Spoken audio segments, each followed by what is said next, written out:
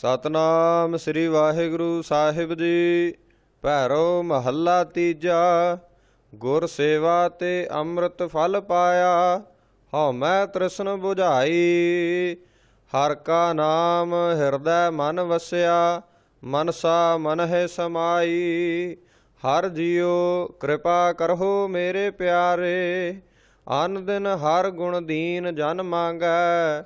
ਗੁਰ ਕੈ ਸ਼ਬਦ ਉਧਾਰੇ, ਗੁਰ ਸੇਵਾ ਤੇ ਅੰਮ੍ਰਿਤ ਫਲ ਪਾਇਆ। ਵਾਹਿਗੁਰੂ ਜੀ ਕਾ ਖਾਲਸਾ, ਵਾਹਿਗੁਰੂ ਜੀ ਕੀ ਫਤਿਹ।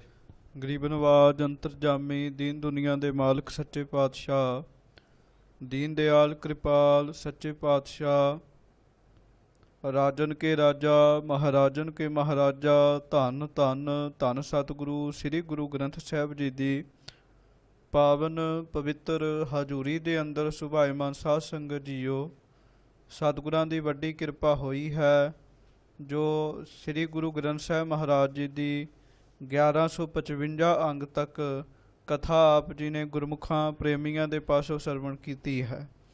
ਸਤਿਗੁਰੂ ਸ੍ਰੀ ਗੁਰੂ ਅਮਰਦਾਸ ਸਾਹਿਬ ਸੱਚੇ ਪਾਤਸ਼ਾਹ ਜੀ, ਉਹਨਾਂ ਦੀ ਪਾਵਨ ਪਵਿੱਤਰ ਬਾਣੀ ਚੱਲ ਰਹੀ ਹੈ।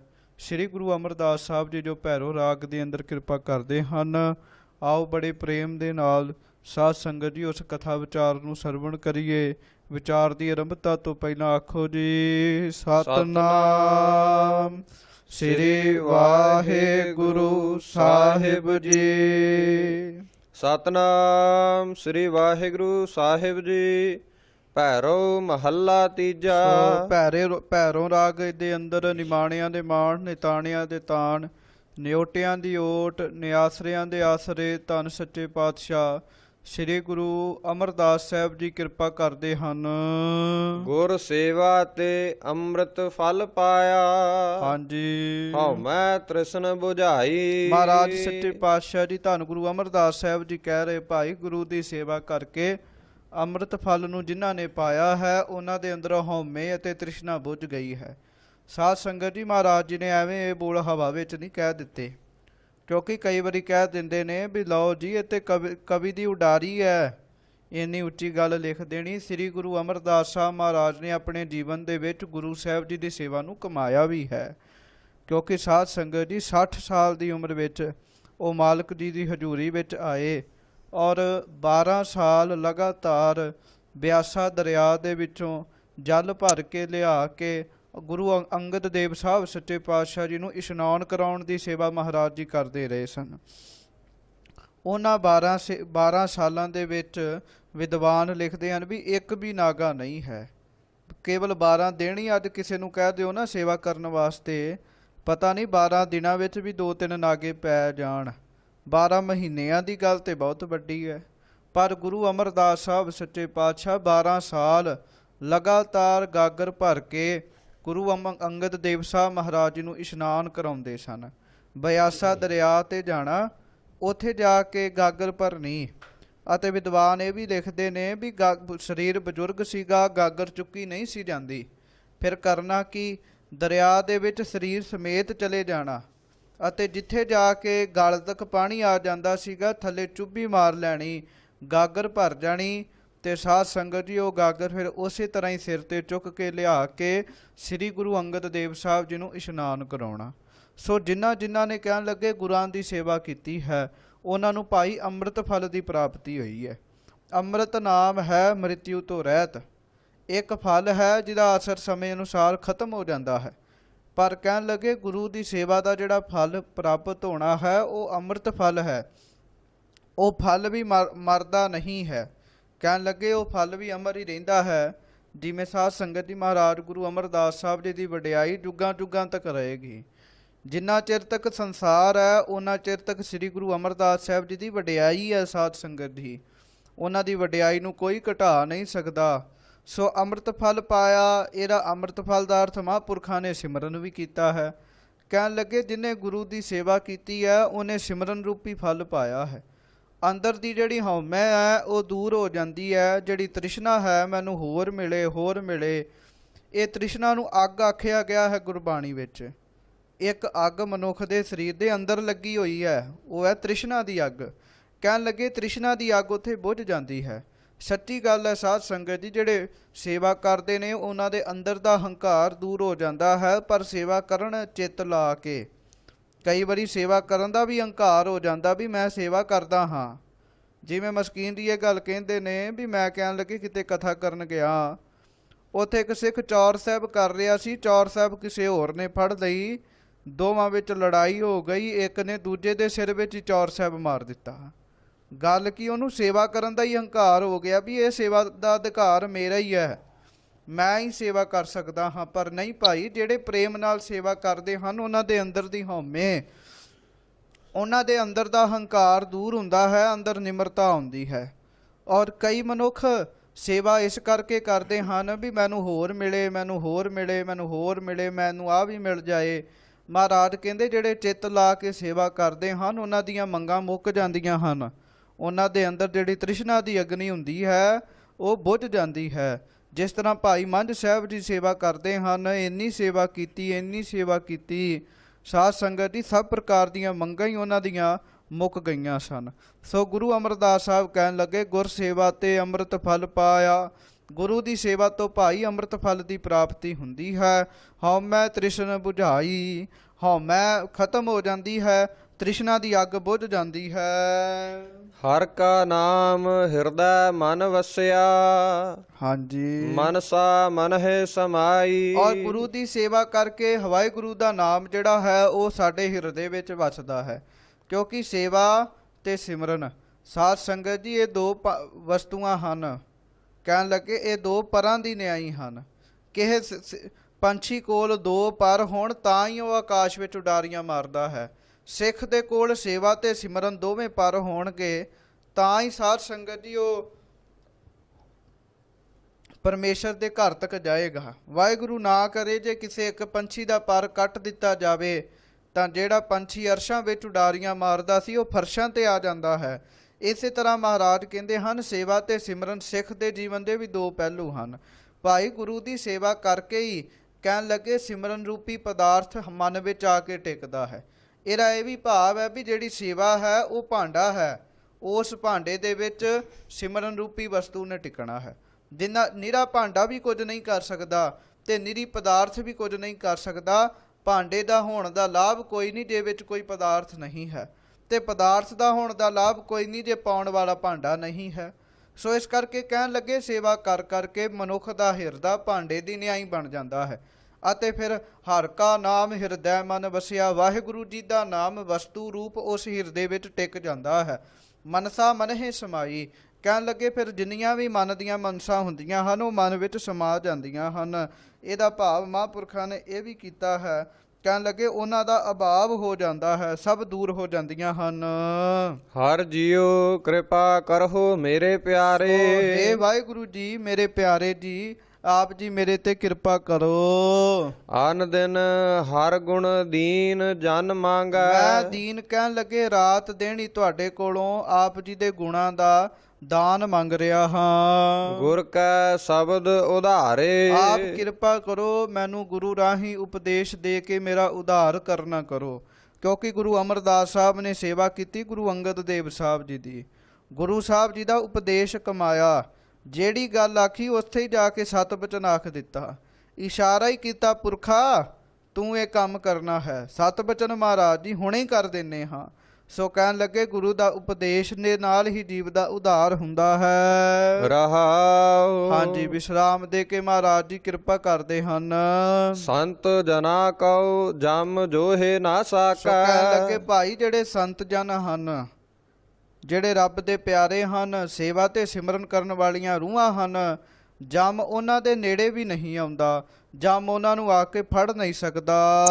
ਰੱਤੀ ਅੰਚ ਦੁਖ ਨਾ ਲਾਈ। ਕਹਿਣ ਲੱਗੇ ਰੱਤੀ ਸਾਧ ਸੰਗਤ ਜੀ ਜੋ ਸੁਨਿਆਰੇ ਹੁੰਦੇ ਹਨ ਉਹਨਾਂ ਕੋਲ ਸਭ ਤੋਂ ਛੋਟਾ ਮਾਪਣ ਦੀ ਜਿਹੜੀ ਇਕਾਈ ਹੁੰਦੀ ਹੈ ਉਹਨੂੰ ਰੱਤੀ ਕਹਿੰਦੇ ਹਨ, ਰੱਤੀ ਭਰ। ਕਹਿਣ ਲੱਗੇ ਰੱਤੀ ਅੰਚ ਦੁਖ ਨਾ ਲਾਈ, ਕਹਿਣ ਲੱਗੇ ਰੱਤੀ ਭਰ ਵੀ ਉਹਨਾਂ ਦੇ ਅੰਚਲ ਨੂੰ ਦੁੱਖ ਨਹੀਂ ਲੱਗਦਾ। ਜਿਹੜੇ ਜੰਮ ਨੇ ਉਹ ਆਮ ਬੰਦਿਆਂ ਵਾਸਤੇ ਹਨ, ਸੰਤਾਂ ਵਾਸਤੇ ਕੋਈ ਜੰਮ ਨਹੀਂ ਹੈ।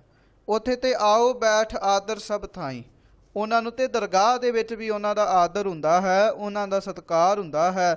ਸੋ ਸੇਵਾ ਕਰਨ ਵਾਲੀਆਂ ਗੁਰਮੁਖ ਰੂਹਾਂ ਨੂੰ ਮਹਾਰਾਜ ਜੀ ਕਹਿੰਦੇ ਜਮ ਆ ਕੇ ਜੋਹੰਦਾ ਨਹੀਂ ਹੈ। ਰੱਤੀ ਭਰ ਵੀ ਦੁੱਖ ਉਹਨਾਂ ਨੂੰ ਨਹੀਂ ਲੱਗਦਾ, ਬਲਕਿ ਸੇਵਾ ਕਰਕੇ ਤਾਂ ਉਹਨਾਂ ਦੇ ਦੁੱਖ ਜਿਹੜੇ ਹਨ ਉਹ ਦੂਰ ਹੋ ਜਾਂਦੇ ਹਨ। ਆਪ ਤਰਹਿ ਸਗਲੇ ਕੁਲ ਤਾਰਹਿ, ਜੋ ਤੇਰੀ ਸਰਣ ਸੋ ਆਈ। ਹੇ ਵਾਹਿਗੁਰੂ ਜੀ, ਜਿਹੜੀ ਤੁਹਾਡੀ ਸ਼ਰਨ ਵਿੱਚ ਆ ਕੇ ਸੇਵਾ ਕਰਦੇ ਹਨ ਉਹ ਆਪ ਤੇ ਤਰਦੇ ਹੀ ਹਨ, ਉਹਨਾਂ ਦੀਆਂ ਸਾਰੀਆਂ ਕੁੱਲਾਂ ਵੀ ਤਰ ਜਾਂਦੀਆਂ ਹਨ। ਜਿਵੇਂ ਸੈਦਾ ਮਲਾ ਗੁਰੂ ਗੋਬਿੰਦ ਸਿੰਘ ਸਾਹਿਬ ਮਹਾਰਾਜ ਸੱਚੇ ਪਾਤਸ਼ਾਹ ਨੂੰ ਬੇੜੇ ਵਿੱਚ ਬਿਠਾ ਕੇ ਦਰਿਆ ਤੋਂ ਪਾਰ ਲੰਘਾਉਂਦਾ ਹੈ, ਤੇ 10ਵੇਂ ਪਾਤਸ਼ਾਹ ਮਹਾਰਾਜ ਨੇ ਪੁੱਛਿਆ ਸੀਗਾ ਵੀ ਦੱਸ ਕੀ ਚਾਹੀਦਾ ਹੈ, ਤੇਰੀ ਕਿੰਨੀ ਭੇਟਾ ਹੈ। ਉਹ ਕਹਿਣ ਲੱਗਾ, ਮਹਾਰਾਜ ਜੀ ਅੱਜ ਤੁਸੀਂ ਇਸ ਘਾਟ ਤੇ ਆਏ ਹੋ ਤੇ ਆ ਬਾਹਰੀ ਬੇੜੀ ਵਿੱਚ ਬਿਠਾ ਕੇ ਤੁਹਾਨੂੰ ਮੈਂ ਦਰਿਆ ਦੇ ਉਸ ਬੰਨੇ ਲਾਇਆ ਹੈ, ਕਿਰਪਾ ਕਰਿਓ ਮੈਂ ਆਪ ਜੀ ਦੀ ਸੇਵਾ ਕੀਤੀ ਹੈ, ਜਦੋਂ ਮੈਂ ਤੁਹਾਡੇ ਘਾਟ ਉੱਤੇ ਆਵਾਂ ਤੇ ਤੁਸੀਂ ਮੈਨੂੰ ਪਾਰ ਉਤਾਰ ਦਿਓ।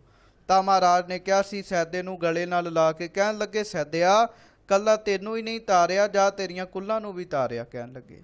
ਸੋ ਇਸ ਕਰਕੇ ਮਹਾਰਾਜ ਸੱਚੇ ਪਾਤਸ਼ਾਹ ਗੁਰੂ ਅਮਰਦਾਸ ਸਾਹਿਬ ਕਹਿੰਦੇ ਆਪ ਤਰਹਿ ਸਗਲੇ ਕੁਲ ਤਾਰਹਿ, ਕਹਿਣ ਲੱਗੇ ਜਿਹੜੇ ਰੱਬ ਦੇ ਭਗਤ ਹਨ, ਸੇਵਾ ਕਰਨ ਵਾਲੇ, ਉਹ ਆਪ ਤਾਂ ਤਰਦੇ ਹੀ ਹਨ, ਉਹਨਾਂ ਦੀਆਂ ਸਾਰੀਆਂ ਕੁੱਲਾਂ ਵੀ ਤਰ ਜਾਂਦੀਆਂ ਹਨ। ਜੋ ਤੇਰੀ ਸ਼ਰਣਾਈ, ਹੇ ਵਾਹਿਗੁਰੂ ਜੀ ਜਿਹੜੇ ਤੁਹਾਡੀ ਸ਼ਰਨ ਵਿੱਚ ਆਏ ਹਨ। ਭਗਤਾ ਕੀ ਪੈਜ ਰਖੇ ਤੂੰ ਆਪੇ, ਇਹ ਤੇਰੀ ਵਡਿਆਈ। ਹੇ ਵਾਹਿਗੁਰੂ ਜੀ, ਤੁਹਾਡੀ ਸਭ ਤੋਂ ਵੱਡੀ ਵਡਿਆਈ ਪਤਾ ਕੀ ਹੈ? ਤੁਸੀਂ ਆਪਣੇ ਭਗਤਾਂ ਦੀ ਪੈਜ ਰੱਖਦੇ ਹੋ, ਭਗਤਾਂ ਦੀ ਇੱਜ਼ਤ ਰੱਖਦੇ ਹੋ।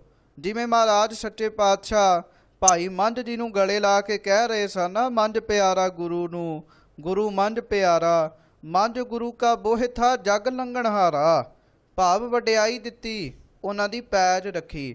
ਕਹਿਣ ਲੱਗੇ ਵਾਹਿਗੁਰੂ ਜੀ ਤੁਹਾਡੀ ਸਭ ਤੋਂ ਵੱਡੀ ਸਿਫਤ ਇਹ ਹੈ ਜਿਹੜਾ ਤੁਹਾਡਾ ਭਗਤ ਬਣ ਜਾਵੇ, ਤੁਸੀਂ ਉਹਦੀ ਪੈਜ ਰੱਖਦੇ ਹੋ। ਜਨਮ ਜਨਮ ਕੇ ਕਿਲ ਵਿਖ ਦੁਖ ਕਾਟੇ, ਦੁਬਿਧਾ ਰਤੀ ਨਾ ਰਾਈ। ਤੇ ਹੋਰ ਕੀ ਹੁੰਦਾ ਹੈ? ਧੰਨ ਗੁਰੂ ਅਮਰਦਾਸ ਸਾਹਿਬ ਜੀ ਕਿਰਪਾ ਕਰਦੇ, ਕਹਿਣ ਲੱਗੇ ਉਹਨਾਂ ਦੇ ਜਨਮਾਂ ਜਨਮਾਂਤਰਾਂ ਦੇ ਕਿਲ ਵਿਖ ਜਿਹੜੇ ਪਾਪ ਕੀਤੇ ਹੁੰਦੇ ਹਨ, ਹੋਰ ਦੁੱਖ ਜਿਹੜੇ ਹਨ ਉਹ ਕੱਟ ਹੈ, ਸੇਵਾ ਤੇ ਸਿਮਰਨ ਕੱਟ ਦਿੰਦੇ ਹਨ।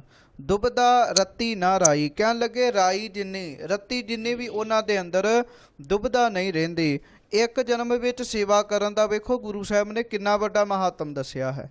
ਇੱਕ ਜਨਮ ਵਿੱਚ ਸੇਵਾ ਕਰੋ ਤੇ ਜਨਮਾਂ ਜਨਮਾਂਤਰਾਂ ਦੇ ਪਾਪ ਦੁੱਖ ਕੱਟੇ ਜਾਂਦੇ ਹਨ।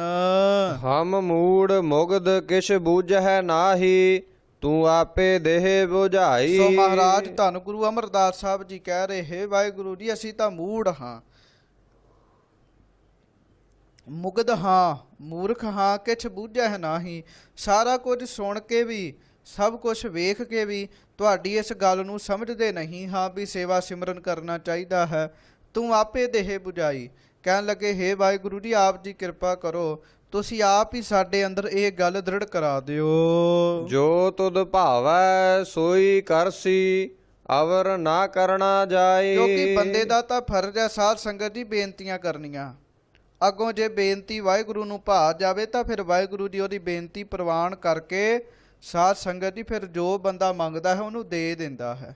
ਪਰ ਇਹ ਨਹੀਂ ਵੀ ਬੰਦੇ ਨੇ ਮੰਗਣਾ ਨਹੀਂ ਹੈ ਜਾਂ ਬੇਨਤੀ ਨਹੀਂ ਕਰਨੀ, ਮਨੁੱਖ ਦਾ ਫਰਜ਼ ਹੈ ਬੇਨਤੀ ਕਰਨਾ।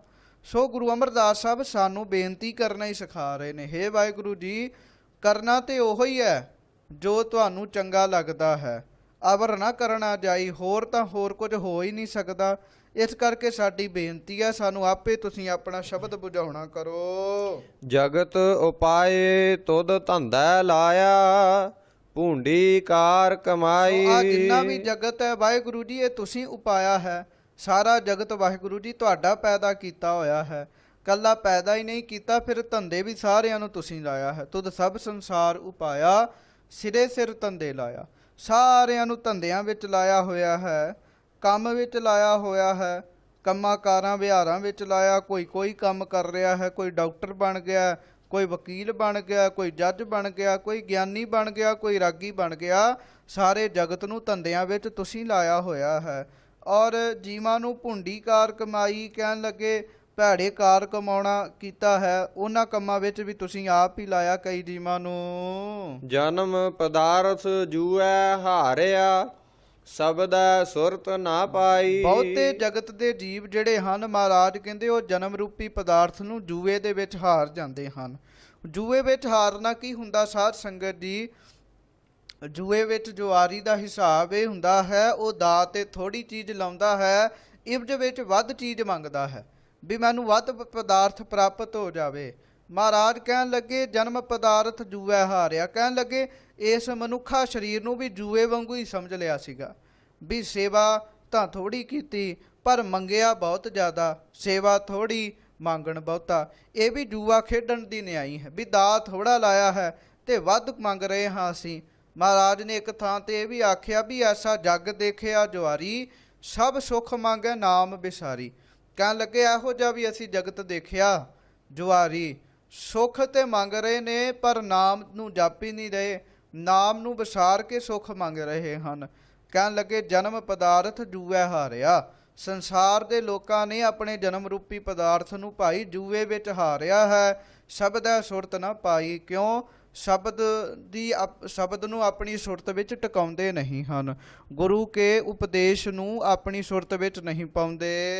ਮਨ ਮੁਖ ਮਰਹਿ ਤਿਨ ਕਿਛੂ ਨਾ ਸੂਝੈ, ਦੁਰਮਤ ਅਗਿਆਨ ਅੰਧਾਰਾ। ਸੋ ਕਹਿਣ ਲੱਗੇ ਜਿਹੜੇ ਮਨਮੁਖ ਹੁੰਦੇ ਹਨ ਉਹ ਗੁਰੂ ਦੇ ਕੋਲ ਆ ਕੇ ਵੀ ਕਿਸੇ ਪ੍ਰਕਾਰ ਦੀ ਗੱਲ ਨੂੰ ਨਹੀਂ ਸਮਝਦੇ ਅਤੇ ਕਹਿਣ ਲੱਗੇ ਮਰ ਜਾਂਦੇ ਹਨ। ਉਹਨਾਂ ਦੇ ਅੰਦਰ ਭੈੜੀ ਬੁੱਧੀ ਦਾ ਭਾਵ ਅਗਿਆਨਤਾ ਦਾ ਹਨੇਰਾ ਹੁੰਦਾ ਹੈ। ਭਵਜਲ ਪਾਰ ਨਾ ਪਾਵਹਿ ਕਬਹੀ, ਡੂਬ ਮੂਏ ਬਿਨ ਗੁਰ ਸਿਰ ਭਾਰਾ। ਕਹਿਣ ਲੱਗੇ ਉਹ ਕਦੀ ਵੀ ਸੰਸਾਰ ਰੂਪੀ ਸਮੁੰਦਰ ਤੋਂ ਪਾਰ ਨਹੀਂ ਹੁੰਦੇ ਮਨਮੁਖ।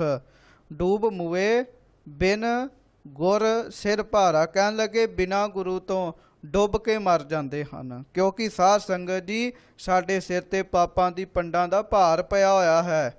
ਇਹ ਸਿਰ ਦਾ ਭਾਰ ਜੇ ਕੋਈ ਹਲਕਾ ਕਰ ਸਕਦਾ ਤੇ ਉਹ ਗੁਰੂ ਹੀ ਕਰ ਸਕਦਾ ਹੈ। ਕਾਰਨ ਇਹ ਹੈ ਜਿੰਨਾ ਚਿਰ ਤੱਕ ਬੰਦਾ ਭਾਰਾ ਹੋਵੇ, ਸਿਰ ਤੇ ਵੱਡੀ ਚੀਜ਼ ਹੋਵੇ ਤੇ ਲੈ ਕੇ ਦਰਿਆ ਵਿੱਚ ਜਾਵੇ, ਛਾਲ ਮਾਰੇ ਤੇ ਡੁੱਬ ਜਾਏਗਾ। ਹਲਕੇ ਹੀ ਤਰਦੇ ਹਨ।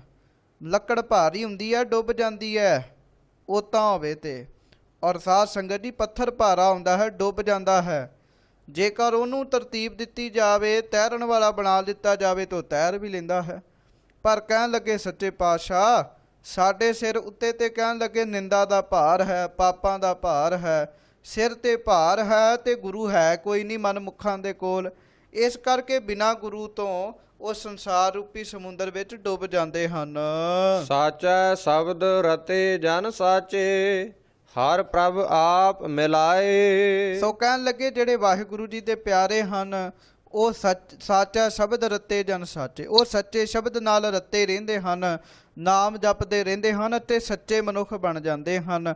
ਅਤੇ ਵਾਹਿਗੁਰੂ ਪਰਮੇਸ਼ਰ ਫਿਰ ਆਪ ਉਹਨਾਂ ਦਾ ਮਿਲਾਪ ਆਪਣੇ ਨਾਲ ਕਰਾਉਂਦਾ ਹੈ। ਗੁਰ ਕੀ ਬਾਣੀ ਸ਼ਬਦ ਪਛਾਤੀ, ਸਾਚ ਰਹੇ ਲਿਵ ਲਾਏ। ਸੋ ਇਸ ਪ੍ਰਕਾਰ ਭਾਈ ਸਤਿਗੁਰਾਂ ਦੀ ਜਿਹੜੀ ਬਾਣੀ ਹੈ ਉਹੋ ਹੀ ਕਹਿਣ ਲੱਗੇ ਉਪਦੇਸ਼ ਦੀ ਪਛਾਣ ਕਰਾਉਣ ਵਾਲੀ ਹੈ। ਔਰ ਜਿਹੜੇ ਗੁਰੂ ਕੀ ਬਾਣੀ ਰਾਹੀਂ ਸ਼ਬਦ ਨੂੰ ਪਛਾਣਦੇ ਹਨ ਉਹ ਫਿਰ ਟਪਲਾ ਨਹੀਂ ਖਾਂਦੇ, ਉਹ ਇੱਧਰ ਉੱਧਰ ਨਹੀਂ ਵੇਖਦੇ, ਉਹ ਫਿਰ ਸੱਚੇ ਵਾਹਿਗੁਰੂ ਦੇ ਨਾਲ ਹੀ ਆਪਣੀ ਲਿਵ ਲਾ ਕੇ ਰੱਖਦੇ ਹਨ। ਤੂੰ ਆਪ ਨਿਰਮਲ ਤੇਰੇ ਜਨ ਹੈ ਨਿਰਮਲ, ਗੁਰ ਕੈ ਸ਼ਬਦ ਵਿਚਾਰੇ। ਕਹਿਣ ਲੱਗੇ ਅਸੀਂ ਗੁਰੂ ਦੇ ਸ਼ਬਦ ਰਾਹੀਂ ਇਹ ਗੱਲ ਵਿਚਾਰ ਲਈ ਹੈ ਵੀ ਹੇ ਵਾਹਿਗੁਰੂ ਜੀ ਤੁਸੀਂ ਆਪ ਨਿਰਮਲ ਹੋ। ਨਿਰਮਲ ਤੋਂ ਭਾਵ ਹੈ ਮੈਲ ਤੋਂ ਰਹਿਤ ਹੋ, ਸ਼ੁੱਧ ਹੋ ਤੇ ਤੁਹਾਡੇ ਜਨ ਤੁਹਾਡੀ ਸੇਵਾ ਕਰਨ ਵਾਲੇ ਵੀ ਨਿਰਮਲ ਹੋ ਜਾਂਦੇ ਹਨ, ਸ਼ੁੱਧ ਹੋ ਜਾਂਦੇ ਹਨ, ਮੈਲ ਤੋਂ ਰਹਿਤ ਹੋ ਜਾਂਦੇ ਹਨ। ਗੁਰ ਕਾ ਸ਼ਬਦ ਵਿਚਾਰੇ। ਅਸੀਂ ਗੁਰੂ ਦੇ ਸ਼ਬਦ ਨਾਲ ਇਹ ਗੱਲ ਵਿਚਾਰ ਕੀਤੀ ਹੈ। ਜਿਵੇਂ ਜਿਹੋ ਜਿਹੇ ਗੁਰੂ ਨਾਨਕ ਸਾਹਿਬ ਸਨ ਉਹੋ ਜਿਹੀ ਬਾਬਾ ਬੁੱਢਾ ਸਾਹਿਬ ਜੀ ਸਨ, ਔਰ ਜਿਹੋ ਜਿਹੇ ਭਾਈ ਮਰਦਾਨਾ ਜੀ ਸਨ ਉਹੋ ਜਿਹੇ ਗੁਰੂ ਨਾਨਕ ਸਾਹਿਬ ਸਨ। ਇਹ ਗੱਲ ਵੱਖਰੀ ਹੈ ਵੀ ਅਸੀਂ ਫਰਕ ਕਰ ਲੈਂਦੇ ਹਾਂ। ਕਿਉਂਕਿ ਇੱਕ ਦਿਨ ਮਰਦਾਨਾ ਜੀ ਖੁਸ਼ ਹੋ ਕੇ ਗੁਰੂ ਨਾਨਕ ਸਾਹਿਬ ਨੂੰ ਕਹਿਣ ਲੱਗੇ ਬਾਬਾ ਤੇਰੇ ਵਿੱਚ ਤੇ ਮੇਰੇ ਵਿੱਚ ਥੋੜਾ ਹੀ ਫਰਕ ਹੈ।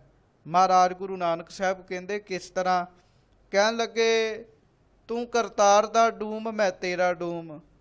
ਕਹਿਣ ਲੱਗੇ ਤੈਨੂੰ ਕਰਤਾਰ ਤੇ ਭਰੋਸਾ, ਮੈਨੂੰ ਤੇਰੇ ਤੇ ਭਰੋਸਾ। ਕਹਿਣ ਲੱਗੇ ਤੂੰ ਕਰਤਾਰ ਦਾ ਆਸ਼ਿਕ ਮੈਂ ਤੇਰਾ ਆਸ਼ਿਕ। ਤੇ ਗੁਰੂ ਨਾਨਕ ਦੇਵ ਸਾਹਿਬ ਮਹਾਰਾਜ ਖੁਸ਼ ਹੋ ਕੇ ਕਹਿਣ ਲੱਗੇ ਮਰਦਾਨਿਆ ਆ ਜਿਹੜਾ ਤੂੰ ਥੋੜਾ ਸ਼ਬਦ ਵਰਤਿਆ ਨਾ ਇਹਨੂੰ ਵਿੱਚੋਂ ਲਾ ਦੇ। ਇਹ ਕਹਿ ਬਾਬਾ ਤੇਰੇ ਵਿੱਚ ਤੇ ਮੇਰੇ ਵਿੱਚ ਫਰਕ ਹੀ ਨਹੀਂ ਹੈ। ਸੋ ਇਸ ਪ੍ਰਕਾਰ ਸਾਧ ਸੰਗਤ ਜੀ ਮਹਾਰਾਜ ਕਹਿੰਦੇ ਹਨ ਹੇ ਵਾਹਿਗੁਰੂ ਜਿਸ ਤਰ੍ਹਾਂ ਦੇ ਨਿਰਮਲ ਤੁਸੀਂ ਆਪ ਹੋ, ਤੁਹਾਡਾ ਨਾਮ ਜਪਣ ਵਾਲੇ ਵੀ ਤੁਹਾਡੇ ਵਰਗੇ ਨਿਰਮਲ ਬਣ ਜਾਂਦੇ ਹਨ। ਗੁਰੂ ਦੇ ਸ਼ਬਦ ਰਾਹੀਂ ਵਿਚਾਰ ਕਰਕੇ ਅਸੀਂ ਇਸ ਗੱਲ ਨੂੰ ਜਾਣਿਆ ਹੈ। ਨਾਨਕ ਤਿਨ ਕੈ ਸਦ ਬਲਿਹਾਰੈ, RAM ਨਾਮ ਉਰ ਧਾਰੇ। ਇਸ ਪ੍ਰਕਾਰ ਮਹਾਰਾਜ ਜੀ ਕਿਰਪਾ ਕਰਦੇ ਕਹਿਣ ਲੱਗੇ, ਜਿਨ੍ਹਾਂ ਨੇ ਆਪਣੇ ਹਿਰਦੇ ਵਿੱਚ ਵਾਹਿਗੁਰੂ ਜੀ ਦੇ ਨਾਮ ਨੂੰ ਧਾਰਨ ਕੀਤਾ ਹੈ, ਕਹਿਣ ਲੱਗੇ ਮੈਂ ਉਹਨਾਂ ਤੋਂ ਸਦਾ ਵਾਸਤੇ ਬਲਿਹਾਰ ਜਾਂਦਾ ਹਾਂ। ਜਿਹਨੂੰ ਮਹਾਰਾਜ ਸੱਚੇ ਪਾਤਸ਼ਾਹ ਨੇ ਇਹ ਵੀ ਆਖਿਆ ਵੀ ਕੇਸਾਂ ਕਾ ਕਰ ਚਵਰ ਢੋਲਾਵਾ, ਚਰਨ ਧੂੜ ਮੁਖ ਲਾਈ। ਮੇਰੇ RAM ਹਰ ਜਨ ਕੈ ਹਉ ਬਲ ਜਾਈ। ਹੇ ਮੇਰੇ RAM, ਮੈਂ ਹਰੀ ਦੇ ਜਨਾਂ ਤੋਂ ਬਲਿਹਾਰ ਜਾਵਾਂ, ਵਾਰੇ ਵਾਰੇ ਜਾਵਾਂ, ਕੁਰਬਾਨ ਜਾਵਾਂ, ਜਿਹੜੇ ਆਪ ਜੀ ਦਾ ਨਾਮ ਜਪਦੇ ਹਨ, ਜਿਹੜੇ ਹਿਰਦੇ ਵਿੱਚ ਵਾਹਿਗੁਰੂ ਵਾਹਿਗੁਰੂ ਵਾਹਿਗੁਰੂ ਵਾਹਿਗੁਰੂ ਇਸ ਪ੍ਰਕਾਰ ਰੱਬ ਦੀਆਂ ਸਿਫਤਾਂ ਕਰਦੇ ਹਨ। ਕਹਿਣ ਲੱਗੇ ਮੈਂ ਉਹਨਾਂ ਤੋਂ ਬਲਿਹਾਰ ਜਾਂਦਾ ਹਾਂ। ਭੈਰੋ ਮਹੱਲਾ ਪੰਜਵਾ। ਹੁਣ ਅੱਗੋਂ ਭੈਰੋ ਰਾਗ ਅੰਦਰ ਧੰਨ ਸੱਚੇ ਪਾਤਸ਼ਾਹ ਗੁਰੂ ਅਰਜਨ ਦੇਵ ਸਾਹਿਬ ਜੀ ਆਪ ਕਿਰਪਾ ਕਰਦੇ ਹਨ। ਅਸ਼ਟਪਦੀਆ। ਅਸ਼ਟਪਦੀਆਂ ਹਨ, ਭਾਵ ਇਸ ਸ਼ਬਦ ਦੇ 8 ਪਦੇ ਹੋਣਗੇ। ਘਰ ਦੂਜਾ। ਦੂਜੇ ਸੁਰ ਤਾਲ ਵਿੱਚ ਗਾਉਣ ਦਾ ਹੁਕਮ ਹੈ। ਇੱਕ ਓੰਕਾਰ ਸਤਿਗੁਰ ਪ੍ਰਸਾਦ। ਭਾਈਓ ਵਾਹਿਗੁਰੂ ਪਰਮੇਸ਼ਰ ਇੱਕ ਹੈ। ਸਤਿਗੁਰਾਂ ਦੀ ਕਿਰਪਾ ਦੇ ਨਾਲ ਉਸ ਵਾਹਿਗੁਰੂ ਜੀ ਦੀ ਪ੍ਰਾਪਤੀ ਹੁੰਦੀ ਹੈ। ਜਿਸ ਨਾਮ ਹਿਰਦੈ ਸੋਈ ਵੱਡ ਰਾਜਾ। ਇਸ ਪ੍ਰਕਾਰ ਮਹਾਰਾਜ ਜੀ ਕਿਰਪਾ ਕਰਦੇ ਹਨ। ਭਾਈ ਇੱਕ ਤਾਂ ਰਾਜਾ ਉਹ ਹੈ ਜਿਹਦੇ ਕੋਲ ਬੜੀ ਧਨ ਹੈ, ਬੜਾ ਦੌਲਤ ਹੈ। ਬਾਹਰੋਂ ਅਸੀਂ ਕਹਿ ਦਿੰਦੇ ਆ ਵੀ ਉਹ ਰਾਜਾ ਹੈ। ਰਾਜਾ ਅਰਥ ਇਹ ਨਹੀਂ ਹੈ ਵੀ ਰਾਜਾ ਕਿਸੇ ਪੋਸਟ ਦਾ ਨਾਮ ਹੈ।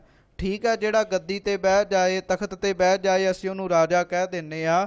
ਪਰ ਕੋਸ਼ਾਂ ਅਨੁਸਾਰ ਰਾਜੇ ਦਾ ਅਰਥ ਹੈ ਜਿਹਦੇ ਜੀਵਨ ਵਿੱਚ ਰੱਜ ਆ ਜਾਵੇ। ਜਿਹੜਾ ਰੱਜ ਗਿਆ ਹੋਵੇ ਉਹਨੂੰ ਰਾਜਾ ਕਹਿੰਦੇ ਹਨ।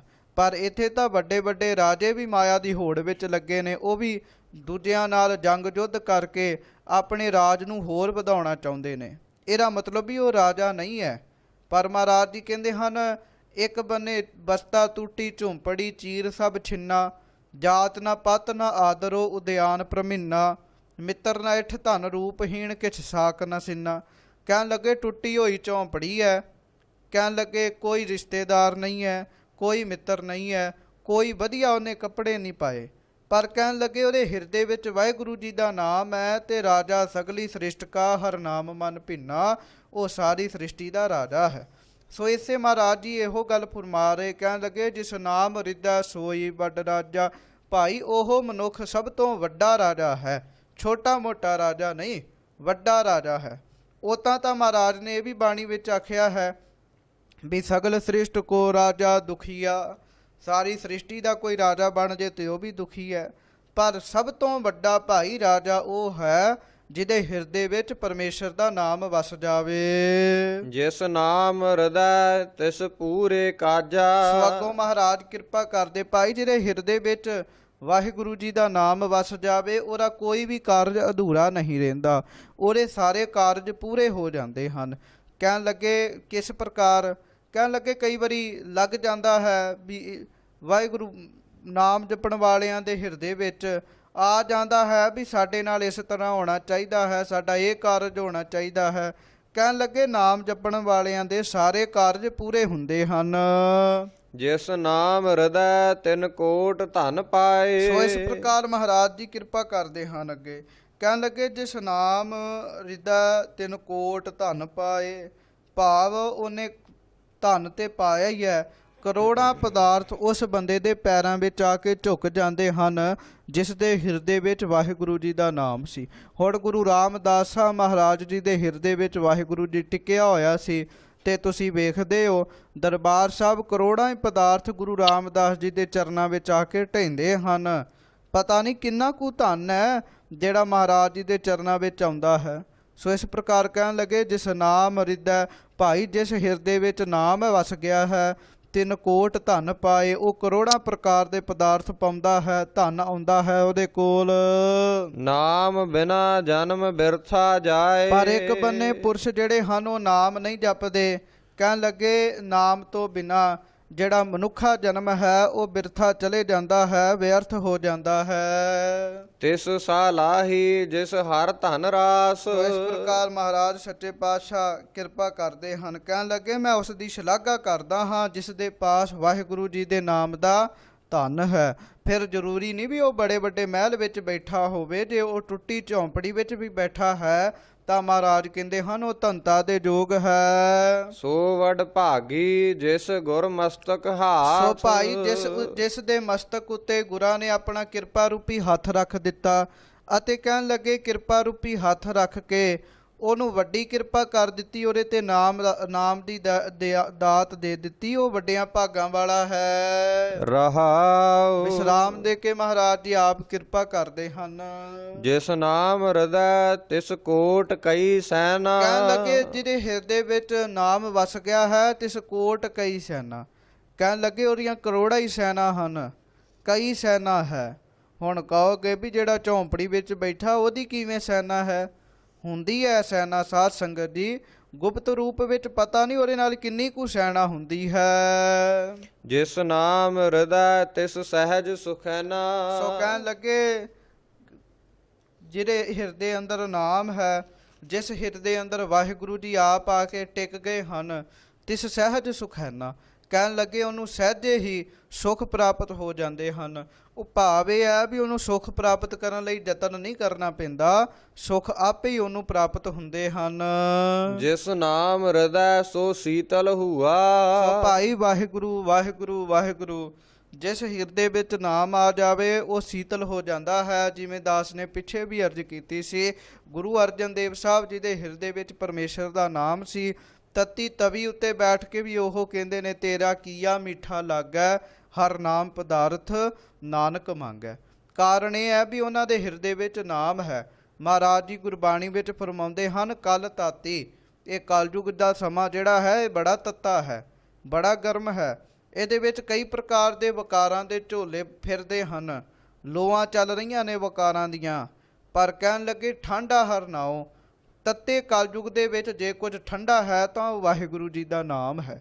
ਸੋ ਇਸ ਪ੍ਰਕਾਰ ਕਹਿਣ ਲੱਗੇ ਭਾਈ ਇਹ ਠੰਡਾ ਨਾਮ ਜਿਸ ਹਿਰਦੇ ਵਿੱਚ ਵਸ ਜਾਂਦਾ ਹੈ, ਉਹ ਹਿਰਦਾ ਜਿੱਥੇ ਠੰਡਾ ਹੁੰਦਾ ਹੈ ਉੱਥੇ ਵਕਾਰਾਂ ਵਾਲੇ ਪਾਸਿਓਂ ਆਜ਼ਾਦ ਹੁੰਦਾ ਹੈ। ਨਾਮ ਬਿਨਾ ਤ੍ਰਿਗ ਜੀਵਨ ਮੂਆ। ਸੋ ਭਾਈ ਇਹੋ ਜਿਹਾ ਵਾਹਿਗੁਰੂ ਜੀ ਦਾ ਨਾਮ ਜਿਹੜਾ ਨਹੀਂ ਜਪਦਾ, ਮਹਾਰਾਜ ਜੀ ਕਹਿੰਦੇ ਉਹਦੇ ਜੀਵਨ ਉੱਤੇ ਤਿਰਕਾਰ ਹੈ, ਲੱਖ ਲਾਹਨਤਾਂ ਹਨ। ਜੀਵਨ ਮੂਆ ਕਹਿਣ ਲੱਗੇ ਇਹ ਤੋਂ ਚੰਗਾ ਤਾਂ ਉਹਦੇ ਜੀਵਨ ਤੋਂ ਇਹ ਚੰਗਾ ਸੀ ਵੀ ਉਹ ਮਰ ਜਾਵੇ। ਹਾਂਜੀ। ਜਿਸ ਨਾਮ ਹਿਰਦੈ ਸੋ ਜੀਵਨ ਮੁਕਤਾ। ਸੋ ਕਹਿਣ ਲੱਗੇ ਜਿਹਦੇ ਹਿਰਦੇ ਵਿੱਚ ਨਾਮ ਹੈ, ਇੱਕ ਮੁਕਤੀ ਹੈ ਸਾਧ ਸੰਗਤ ਜੀ ਜਿਹੜੀ ਮਰ ਕੇ ਮਿਲਣੀ ਹੈ, ਮਰਨ ਤੋਂ ਬਾਅਦ ਮੁਕਤੀ ਮਿਲਦੀ ਹੈ। ਪਰ ਕਬੀਰ ਸਾਹਿਬ ਜੀ ਨੇ ਹੋਰ ਭਗਤ ਸਾਹਿਬਾਨਾਂ ਨੇ, ਭਗਤ ਨਾਮਦੇਵ ਸਾਹਿਬ ਜੀ ਨੇ ਆਖਿਆ ਵੀ ਮੂਏ ਹੋਏ ਜੋ ਮੁਕਤ ਦਿਓਗੇ ਮੁਕਤ ਨਾ ਜਾਣੇ ਕੋਇਲਾ। ਮਰਨ ਤੋਂ ਬਾਅਦ ਮੁਕਤੀ ਹੋਵੇ ਤਾਂ ਉਹਦਾ ਕੀ ਪਤਾ ਵੀ ਮੁਕਤੀ ਮਿਲੀ ਕਿ ਨਹੀਂ। ਕਹਿਣ ਲੱਗੇ ਸਾਨੂੰ ਮੁਕਤੀ ਚਾਹੀਦੀ ਜਿੰਦਿਆਂ ਜੀ ਚਾਹੀਦੀ ਹੈ। ਸੋ ਇੱਥੇ ਵੀ ਮਹਾਰਾਜ ਗੁਰੂ ਅਰਜਨ ਸਾਹਿਬ ਉਹੀ ਕਿਰਪਾ ਕਰ ਰਹੇ। ਕਹਿਣ ਲੱਗੇ ਭਾਈ ਜਿਸ ਦੇ ਹਿਰਦੇ ਵਿੱਚ ਵਾਹਿਗੁਰੂ ਜੀ ਦਾ ਨਾਮ ਵਸ ਜਾਂਦਾ ਹੈ ਉਹ ਜੀਵਨ ਮੁਕਤ ਹੈ, ਭਾਵ ਜੀਵਨ ਮੁਕਤ ਅਵਸਥਾ ਨੂੰ ਪ੍ਰਾਪਤ ਹੁੰਦਾ ਹੈ। ਜਦੋਂ ਮਰਜੀ ਚਾਹੇ ਉਹ ਆਪਣਾ ਸਰੀਰ ਤਿਆਗ ਸਕਦਾ ਹੈ ਔਰ ਉਹ ਜਿੰਦਿਆਂ ਜੀ ਵਕਾਰਾਂ ਤੋਂ ਮੁਕਤ ਹੋ ਜਾਂਦਾ ਹੈ। ਜਿਸ ਨਾਮ ਹਿਰਦੈ ਤਿਸ ਸਭ ਹੀ ਜੁਗਤਾ। ਸੋ ਕਹਿਣ ਲੱਗੇ ਭਾਈ ਜਿਸ ਹਿਰਦੇ ਵਿੱਚ ਵਾਹਿਗੁਰੂ ਜੀ ਦਾ ਨਾਮ ਆ ਕੇ ਵਸ ਜਾਂਦਾ ਹੈ ਤਿਸ ਸਭ ਹੀ ਜੁਗਤਾ। ਕਹਿਣ ਲੱਗੇ ਸਭ ਪ੍ਰਕਾਰ ਦੀਆਂ ਜੁਗਤੀਆਂ, ਸਭ ਪ੍ਰਕਾਰ ਦੇ ਢੰਗ ਤਰੀਕੇ ਉਸ ਨੂੰ ਆ ਜਾਂਦੇ ਹਨ। ਕਾਰਨ ਕੀ ਹੈ? ਮਤ ਬਰੀਕ ਹੋ ਜਾਂਦੀ ਹੈ ਨਾਮ ਜਪ ਜਪ ਕੇ, ਵਾਹਿਗੁਰੂ ਵਾਹਿਗੁਰੂ ਵਾਹਿਗੁਰੂ ਜਪ ਜਪ ਕੇ ਮਤ ਬਰੀਕ ਹੋ ਜਾਂਦੀ ਹੈ। ਕਈ ਥਾਵਾਂ ਤੇ ਨਾਮ ਜਪਣ ਵਾਲੇ ਮਹਾਂਪੁਰਖੋਂ ਜਿਨ੍ਹਾਂ ਨੂੰ ਵੀ ਪਿੱਛੇ ਛੱਡ ਜਾਂਦੇ ਹਨ ਕਿਉਂਕਿ ਉਹਨਾਂ ਦੀ ਮਤ ਇੰਨੀ ਹੋ ਜਾਂਦੀ ਹੈ। ਹਾਂਜੀ। ਜਿਸ ਨਾਮ ਹਿਰਦੈ ਤਿਨ ਨਾਉ ਨਿਧ ਪਾਈ। ਸੋ ਕਹਿਣ ਲੱਗੇ ਭਾਈ ਜਿਸ ਹਿਰਦੇ ਦੇ ਵਿੱਚ ਵਾਹਿਗੁਰੂ ਜੀ ਦਾ ਨਾਮ ਹੈ ਭਾਈ ਉਹਨੇ 9 ਨਿਧੀਆਂ ਪ੍ਰਾਪਤ ਕੀਤੀਆਂ ਹਨ। ਹੀਰੇ ਪੰਨੇ ਜਵਾਹਰਾਤ ਪੈਸਾ ਸੋਨਾ ਚਾਂਦੀ ਉਹਦੇ ਚਰਨਾਂ ਵਿੱਚ ਹਰ ਪ੍ਰਕਾਰ ਆ ਕੇ ਰਹਿੰਦਾ ਹੈ। ਨਾਮ ਬਿਨਾ ਭ੍ਰਮ ਆਵੈ ਜਾਈ। ਪਰ ਇੱਕ ਬੰਨੇ ਜਿੱਥੇ 3 ਪੰਕਤੀਆਂ ਨਾਮ ਦੀ ਤਾਰੀਫ ਵਿੱਚ ਲਿਖੀਆਂ ਹਨ, ਉੱਥੇ ਜਿਸ ਮਨੁੱਖ ਨੇ ਵਾਹਿਗੁਰੂ ਜੀ ਦਾ ਨਾਮ ਨਹੀਂ ਜਪਿਆ, ਮਹਾਰਾਜ ਜੀ ਕਹਿੰਦੇ ਹਨ ਉਹ ਭ੍ਰਮ ਆਵੈ ਜਾਈ। ਉਹ ਭਾਈ ਭਰਮਾਂ ਵਿੱਚ ਹੀ ਪਿਆ ਰਹਿੰਦਾ ਹੈ। ਭਰਮਾਂ ਵਿੱਚ ਹੀ ਪਿਆ ਰਹਿੰਦਾ ਹੈ। ਉਹਦੇ ਭਰਮ ਦੇ ਕਪਾਟ ਖੁੱਲ੍ਹਦੇ ਨਹੀਂ ਹਨ। ਆਵੈ ਜਾਈ 84 ਲੱਖ ਜੂਨਾਂ ਦਾ ਚੱਕਰ ਉਹਦਾ ਬਣਿਆ ਰਹਿੰਦਾ ਹੈ। ਜਿਸ ਨਾਮ ਹਿਰਦੈ ਸੋ ਵੇ ਪ੍ਰਵਾਹ। ਸੋ ਕਹਿਣ ਲੱਗੇ ਭਾਈ, ਜਿਸ ਹਿਰਦੇ ਵਿੱਚ ਵਾਹਿਗੁਰੂ ਜੀ ਦਾ ਨਾਮ ਵਸ ਜਾਂਦਾ ਹੈ ਸੋ ਵੇ ਪ੍ਰਵਾਹ, ਉਸ ਨੂੰ ਕਿਸੇ ਦੀ ਵੀ ਪਰਵਾਹ ਨਹੀਂ ਰਹਿੰਦੀ। ਅਸੀਂ ਪਰਵਾਹ ਕਰ ਲੈਂਦੇ ਹਾਂ ਵੀ ਜੇ ਇਹ ਕੰਮ ਨਾ ਹੋਇਆ ਤਾਂ ਕੋਈ ਇਸ ਤਰ੍ਹਾਂ ਆਖੇਗਾ। ਸਾਨੂੰ ਦੁਨੀਆ ਦੀ ਪਰਵਾਹ ਹੁੰਦੀ ਹੈ, ਪਰ ਨਾਮ ਜਪਣ ਵਾਲੇ ਗੁਰਮੁਖਾਂ ਸਾਧੂਆਂ ਨੂੰ ਦੁਨੀਆ ਦੀ ਪਰਵਾਹ ਨਹੀਂ ਹੁੰਦੀ। ਸਾਧ ਸੰਗਤ ਜੀ, ਮਹਾਰਾਜ ਬਾਣੀ ਵਿੱਚ ਲਿਖਦੇ, ਬੇਪਰਵਾਹ ਸਦਾ ਰੰਗ ਹਰਿ ਕੈ ਜਾਂ ਕੋ ਪਾਖ ਸੁਆਮੀ। ਉਹਨਾਂ ਦਾ ਮਾਲਕ ਪਾਕ ਹੁੰਦਾ ਹੈ, ਪਵਿੱਤਰ ਹੁੰਦਾ ਹੈ, ਉਹਦੇ ਰੰਗ ਵਿੱਚ ਬੇਪਰਵਾਹ ਰਹਿੰਦੇ ਹਨ। ਪ੍ਰਭ ਕੈ ਸਿਮਰਨ ਸੇ ਬੇਮੁਹਤਾਜੇ, ਉਹਨਾਂ ਨੂੰ ਕਿਸੇ ਦੀ ਮੁਹਤਾਜੀ ਨਹੀਂ ਚੱਲਣੀ ਪੈਂਦੀ। ਜਿਸ ਨਾਮ ਹਿਰਦੈ ਤਿਸ ਸਦ ਹੀ ਲਾਹਾ। ਕਹਿਣ ਲੱਗੇ ਭਾਈ, ਜਿਹੜਾ ਵਾਹਿਗੁਰੂ ਜੀ ਦਾ ਨਾਮ ਜਪਦਾ ਹੈ ਕਿਸੇ ਪ੍ਰਕਾਰ ਨਾਲ ਉਹਨੂੰ ਕਦੀ ਵੀ ਤੋਟਾ ਨਹੀਂ ਆਉਂਦਾ, ਕਿਸੇ ਪਾਸਿਓਂ ਵੀ ਘਾਟਾ ਨਹੀਂ ਪੈਂਦਾ, ਉਹਨੂੰ ਸਭ ਪਾਸਿਓਂ ਲਾਭ ਹੀ ਪ੍ਰਾਪਤ ਹੁੰਦਾ ਹੈ। ਬੜੇ ਬੜੇ ਗਰੀਬ ਪੁਰਸ਼ ਵੀ ਜਦੋਂ ਵਾਹਿਗੁਰੂ ਜੀ ਦਾ ਨਾਮ ਜਪਣ ਲੱਗ ਪੈਂਦੇ ਹਨ ਤਾਂ ਕਾਰੋਬਾਰ ਵਿੱਚ ਵਾਧਾ ਹੋਣਾ ਲੱਗ ਪੈਂਦਾ ਹੈ, ਅਧਿਆਤਮਿਕ ਅਵਸਥਾ ਵਿੱਚ ਵਾਧਾ ਹੋਣ ਲੱਗ ਪੈਂਦਾ ਹੈ। ਜਿੱਥੇ ਕਾਰੋਬਾਰ ਆਮ ਰੇਹੜੀਆਂ ਲਾਉਂਦੇ ਸੀ ਉਹ ਵੱਡੇ ਵੱਡੇ ਹੋਟਲਾਂ ਦੇ ਮਾਲਕ ਬਣ ਜਾਂਦੇ ਹਨ, ਕਿਉਂਕਿ ਹਿਰਦੇ ਵਿੱਚ ਨਾਮ ਆ ਕੇ ਵਸ ਗਿਆ। ਲਾਭ ਹੀ ਲਾਭ ਪ੍ਰਾਪਤ ਹੁੰਦਾ ਹੈ ਭਾਈ ਜਿਹੜੇ ਨਾਮ ਜਪਦੇ ਹਨ। ਜਿਸ ਨਾਮ ਹਿਰਦੈ ਤਿਸ ਵੱਡ ਪਰਵਾਰਾ। ਸੋ ਕਹਿਣ ਲੱਗੇ ਭਾਈ, ਜਿਸ ਨਾਮ ਹਿਰਦੈ, ਜਿਸ ਹਿਰਦੇ ਵਿੱਚ ਵਾਹਿਗੁਰੂ ਜੀ ਦਾ ਨਾਮ ਵਸ ਜਾਂਦਾ ਹੈ, ਤਿਸ ਵੱਡ ਪਰਵਾਰਾ, ਉਹ ਪ੍ਰਤੱਖ ਵੱਡੇ ਪਰਿਵਾਰ ਵਾਲਾ ਹੋ ਜਾਂਦਾ ਹੈ।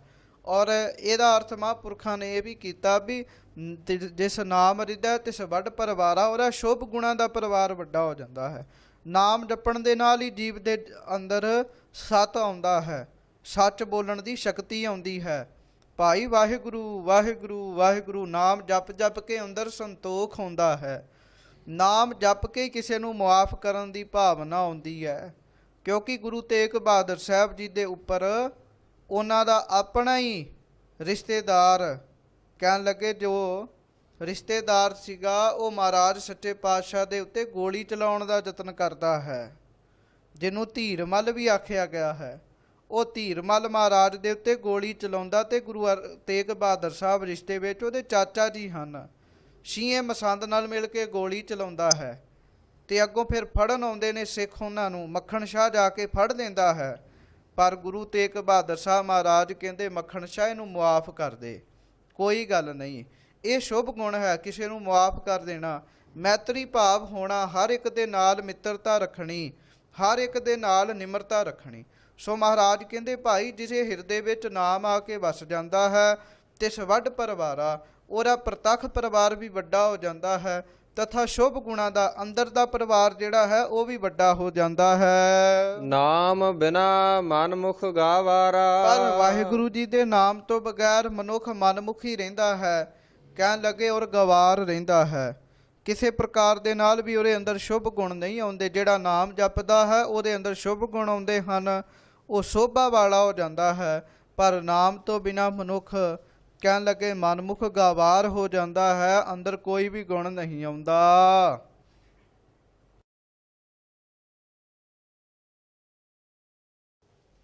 ਜਿਸ ਨਾਮ ਹਿਰਦੈ ਤਿਸ ਨਿਹਚਲ ਆਸਨ। ਸੋ ਮਹਾਰਾਜ ਸੱਚੇ ਪਾਤਸ਼ਾਹ ਜੀ ਅੱਗੋਂ ਹੋਰ ਕਿਰਪਾ ਕਰ ਦਿੰਦੇ ਹਨ, ਨਾਮ ਜਪਣ ਵਾਲਿਆਂ ਦੀ ਵਡਿਆਈ ਕਰਦੇ ਹਨ। ਭਾਈ ਜਿਹੜੇ ਵਾਹਿਗੁਰੂ ਵਾਹਿਗੁਰੂ ਵਾਹਿਗੁਰੂ ਵਾਹਿਗੁਰੂ ਪਰਮੇਸ਼ਰ ਦਾ ਨਾਮ ਜਪਦੇ ਹਨ, ਕਹਿਣ ਲੱਗੇ ਉਹਨਾਂ ਦਾ ਆਸਣ ਜਿਹੜਾ ਹੈ ਉਹ ਨਿਹਚਲ ਹੋ ਜਾਂਦਾ ਹੈ, ਚਲਾਏਮਾਨ ਆਸਣ ਨਹੀਂ ਹੁੰਦਾ, ਭਾਵ ਉਹਨਾਂ ਦੇ ਜੀਵਨ ਵਿੱਚ ਟਿਕਾ ਆਉਂਦਾ ਹੈ। ਜਿਸ ਨਾਮ ਹਿਰਦੈ ਤਿਸ ਤਖਤ ਨਿਵਾਸਨ। ਸੋ ਇਸ ਪ੍ਰਕਾਰ ਮਹਾਰਾਜ ਹੋਰ ਕਿਰਪਾ ਕਰ ਦਿੰਦੇ ਹਨ, ਕਹਿੰਦੇ ਹਨ ਜਿਨ੍ਹਾਂ ਦੇ ਹਿਰਦੇ ਵਿੱਚ ਨਾਮ ਹੋ ਜਾਂਦਾ ਹੈ ਫਿਰ ਰਾਜ ਭਾਗ ਵੀ ਉਹਨਾਂ ਨੂੰ ਮਿਲ ਜਾਂਦੇ ਹਨ। ਕਹਿਣ ਲੱਗੇ ਤਖਤਾਂ ਤੇ ਜਾ ਜਾ ਕੇ ਬਹਿੰਦੇ ਹਨ, ਤਖਤਾਂ ਤੇ ਨਿਵਾਸ ਬਣ ਜਾਂਦਾ। ਆਮ ਇੱਕ ਕਹਾਵਤ ਹੈ, ਤਪੋਂ ਰਾਜ। ਰਾਜ ਬੰਦੇ ਨੂੰ ਜੇ ਮਿਲਦਾ ਹੈ ਤਾਂ ਪਿਛਲੇ ਜਨਮ ਦਾ ਤਪ ਹੁੰਦਾ ਹੈ, ਤਾਂ ਜਾ ਕੇ ਰਾਜ ਮਿਲਦਾ ਹੈ। ਸੋ ਕਹਿਣ ਲੱਗੇ ਜਿਸ ਹਿਰਦੇ ਵਿੱਚ ਨਾਮ ਵਸ ਜਾਂਦਾ ਹੈ, ਨਾਮ ਹੈ ਹੀ ਇੰਨਾ ਵੱਡਾ। ਭਾਈ ਵੱਡੇ ਦਾ ਨਾਮ ਜਿਸ ਦੇ ਹਿਰਦੇ ਵਿੱਚ ਆ ਜਾਏ ਫਿਰ ਨਾਮ ਉਹਨੂੰ ਵੀ ਵੱਡਾ ਹੀ ਬਣਾ ਦਿੰਦਾ ਹੈ। ਸੋ ਕਹਿੰਦੇ ਹਨ ਜਿਸ ਨਾਮ ਹਿਰਦੈ ਤਿਸ ਤਖਤ ਨਿਵਾਸਨ। ਭਾਈ ਉਹਦਾ ਨਿਵਾਸ ਤਖਤਾਂ ਉੱਤੇ ਹੋ ਜਾਂਦਾ ਹੈ। ਔਰ ਇੱਕ ਮਹਾਂਪੁਰਖਾਂ ਨੇ ਇਹਦਾ ਅਰਥ ਹੋਰ ਕੀਤਾ ਹੈ। ਉਹ ਕਹਿੰਦੇ ਹਨ ਤਖਤ ਕੀ ਤਖਤ ਹੈ? ਇੱਕ ਬਾਹਰ ਵਾਲਾ ਤਖਤ ਹੈ, ਇੱਕ ਆਂਤਰਿਕ ਤਖਤ ਹੈ। ਭਾਵ ਨਿਜ ਸਰੂਪ ਹੈ। ਉਸ ਤਖਤ ਤੇ ਕੋਈ ਵਿਰਲਾ ਹੀ ਪਹੁੰਚਦਾ ਹੈ।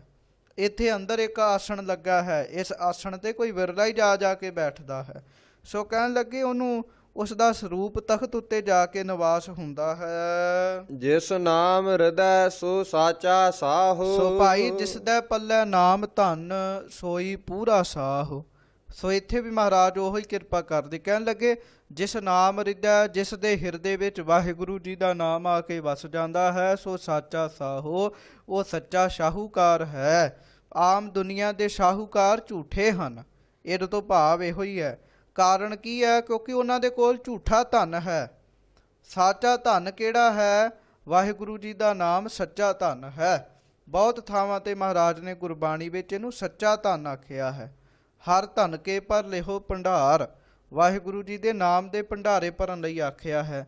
ਸੋ ਕਹਿਣ ਲੱਗੇ ਇਹ ਸੱਚਾ ਧਨ ਜਿਹਦੇ ਕੋਲ ਆ ਜਾਵੇ, ਸੱਚਾ ਸ਼ਾਹੂਕਾਰ ਵੀ ਭਾਈ ਉਹੋ ਹੀ ਹੈ। ਨਾਮ ਹੀਣ ਨਾਹੀ ਪਤ ਵਿਸਾਹੋ। ਸੋ ਕਹਿਣ ਲੱਗੇ ਜਿਹਦੇ ਕੋਲ ਨਾਮ ਨਹੀਂ ਹੈ, ਜਿਹੜਾ ਨਾਮ ਤੋਂ ਹੀਣਾ ਹੈ, ਕਹਿਣ ਲੱਗੇ ਉਸ ਦੀ ਕੋਈ ਵੀ ਪਤ ਨਹੀਂ ਹੁੰਦੀ ਔਰ ਨਾ ਹੀ ਕੋਈ ਵਿਸਾਹੋ, ਉਹਦੇ ਉੱਤੇ ਭਰੋਸਾ ਹੀ ਕਰਦਾ ਹੈ। ਨਾਮ ਜਪਣ ਵਾਲਿਆਂ ਤੇ ਐਵੇਂ ਲੋਕ ਹੱਥ ਜੋੜ ਕੇ ਉਹਨਾਂ ਦੇ ਅੱਗੇ ਖਲੋਤੇ ਰਹਿੰਦੇ ਹਨ। ਕਿਉਂ? ਭਰੋਸਾ ਹੁੰਦਾ ਹੈ ਇਹ ਸੱਚੇ ਹਨ, ਇਹਨਾਂ ਨੂੰ ਪ੍ਰਾਪਤੀ ਹੋਈ ਹੈ। ਉਹਨਾਂ ਦੀ ਸੱਚੀ ਇੱਜ਼ਤ ਹੁੰਦੀ ਹੈ, ਪੈਸਿਆਂ ਨਾਲ ਖਰੀਦੀ ਹੋਈ ਇੱਜ਼ਤ ਨਹੀਂ ਹੁੰਦੀ। ਔਰ ਅਗਾਂਹ ਦਰਗਾਹ ਵਿੱਚ ਵੀ ਪੱਤ ਹੁੰਦੀ ਹੈ।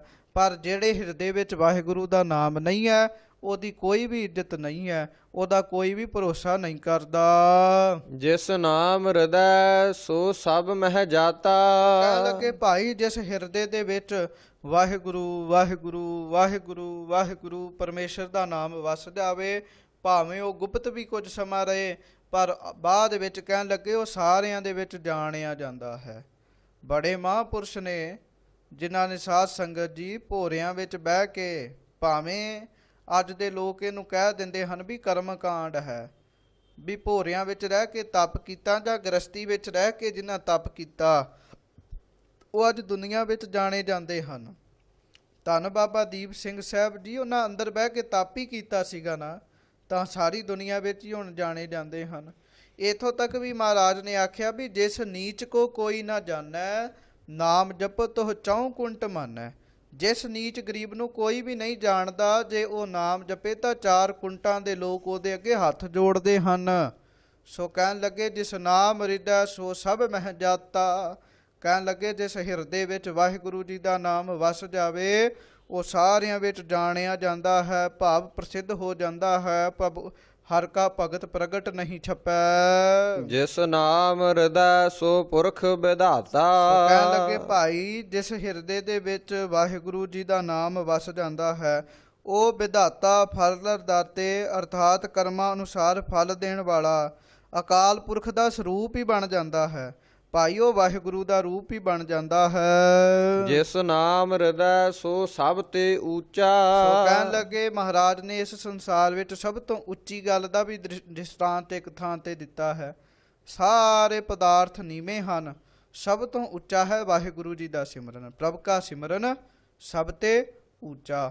ਸੋ ਕਹਿਣ ਲੱਗੇ ਇਹ ਤੇ ਸਿਮਰਨ ਉੱਚਾ ਹੈ, ਪਰ ਜਿਸ ਹਿਰਦੇ ਦੇ ਵਿੱਚ ਵਾਹਿਗੁਰੂ ਜੀ ਦਾ ਨਾਮ ਵਸ ਜਾਵੇ, ਉਹ ਵੀ ਭਾਈ ਸਭ ਤੋਂ ਉੱਚਾ ਹੋ ਜਾਂਦਾ ਹੈ। ਨਾਮ ਬਿਨਾ ਭ੍ਰਮ ਜੋਨੀ ਮੂਚਾ। ਪਰ ਕਹਿਣ ਲੱਗੇ ਇੱਕ ਬੰਦਾ ਉਹ ਹੈ ਜਿਹੜਾ ਨਾਮ ਜਪਦਾ ਹੈ, ਸਭ ਤੋਂ ਉੱਚਾ ਬਣ ਗਿਆ।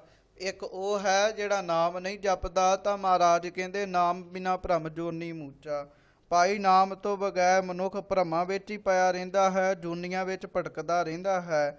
ਤਥਾ ਮੂਚਾ ਭਾਵ ਬਹੁਤੀਆਂ ਜੂਨਾਂ ਵਿੱਚ ਭਟਕਦਾ ਹੈ। ਜਿਸ ਨਾਮ ਹਿਰਦੈ ਤਿਸ ਪ੍ਰਗਟ ਪਹਾਰਾ। ਕਹਿਣ ਲੱਗੇ ਭਾਈ ਜਿਸ ਦੇ ਹਿਰਦੇ ਵਿੱਚ ਵਾਹਿਗੁਰੂ ਜੀ ਦਾ ਨਾਮ ਹੈ, ਉਸ ਦਾ ਜਸ ਕਹਿਣ ਲੱਗੇ ਸਾਰੇ ਜਗਤ ਵਿੱਚ ਪ੍ਰਗਟ ਹੁੰਦਾ ਹੈ। ਉਹਦਾ ਸਾਰੇ ਜਗਤ ਵਿੱਚ ਪ੍ਰਤਾਪ ਹੁੰਦਾ ਹੈ।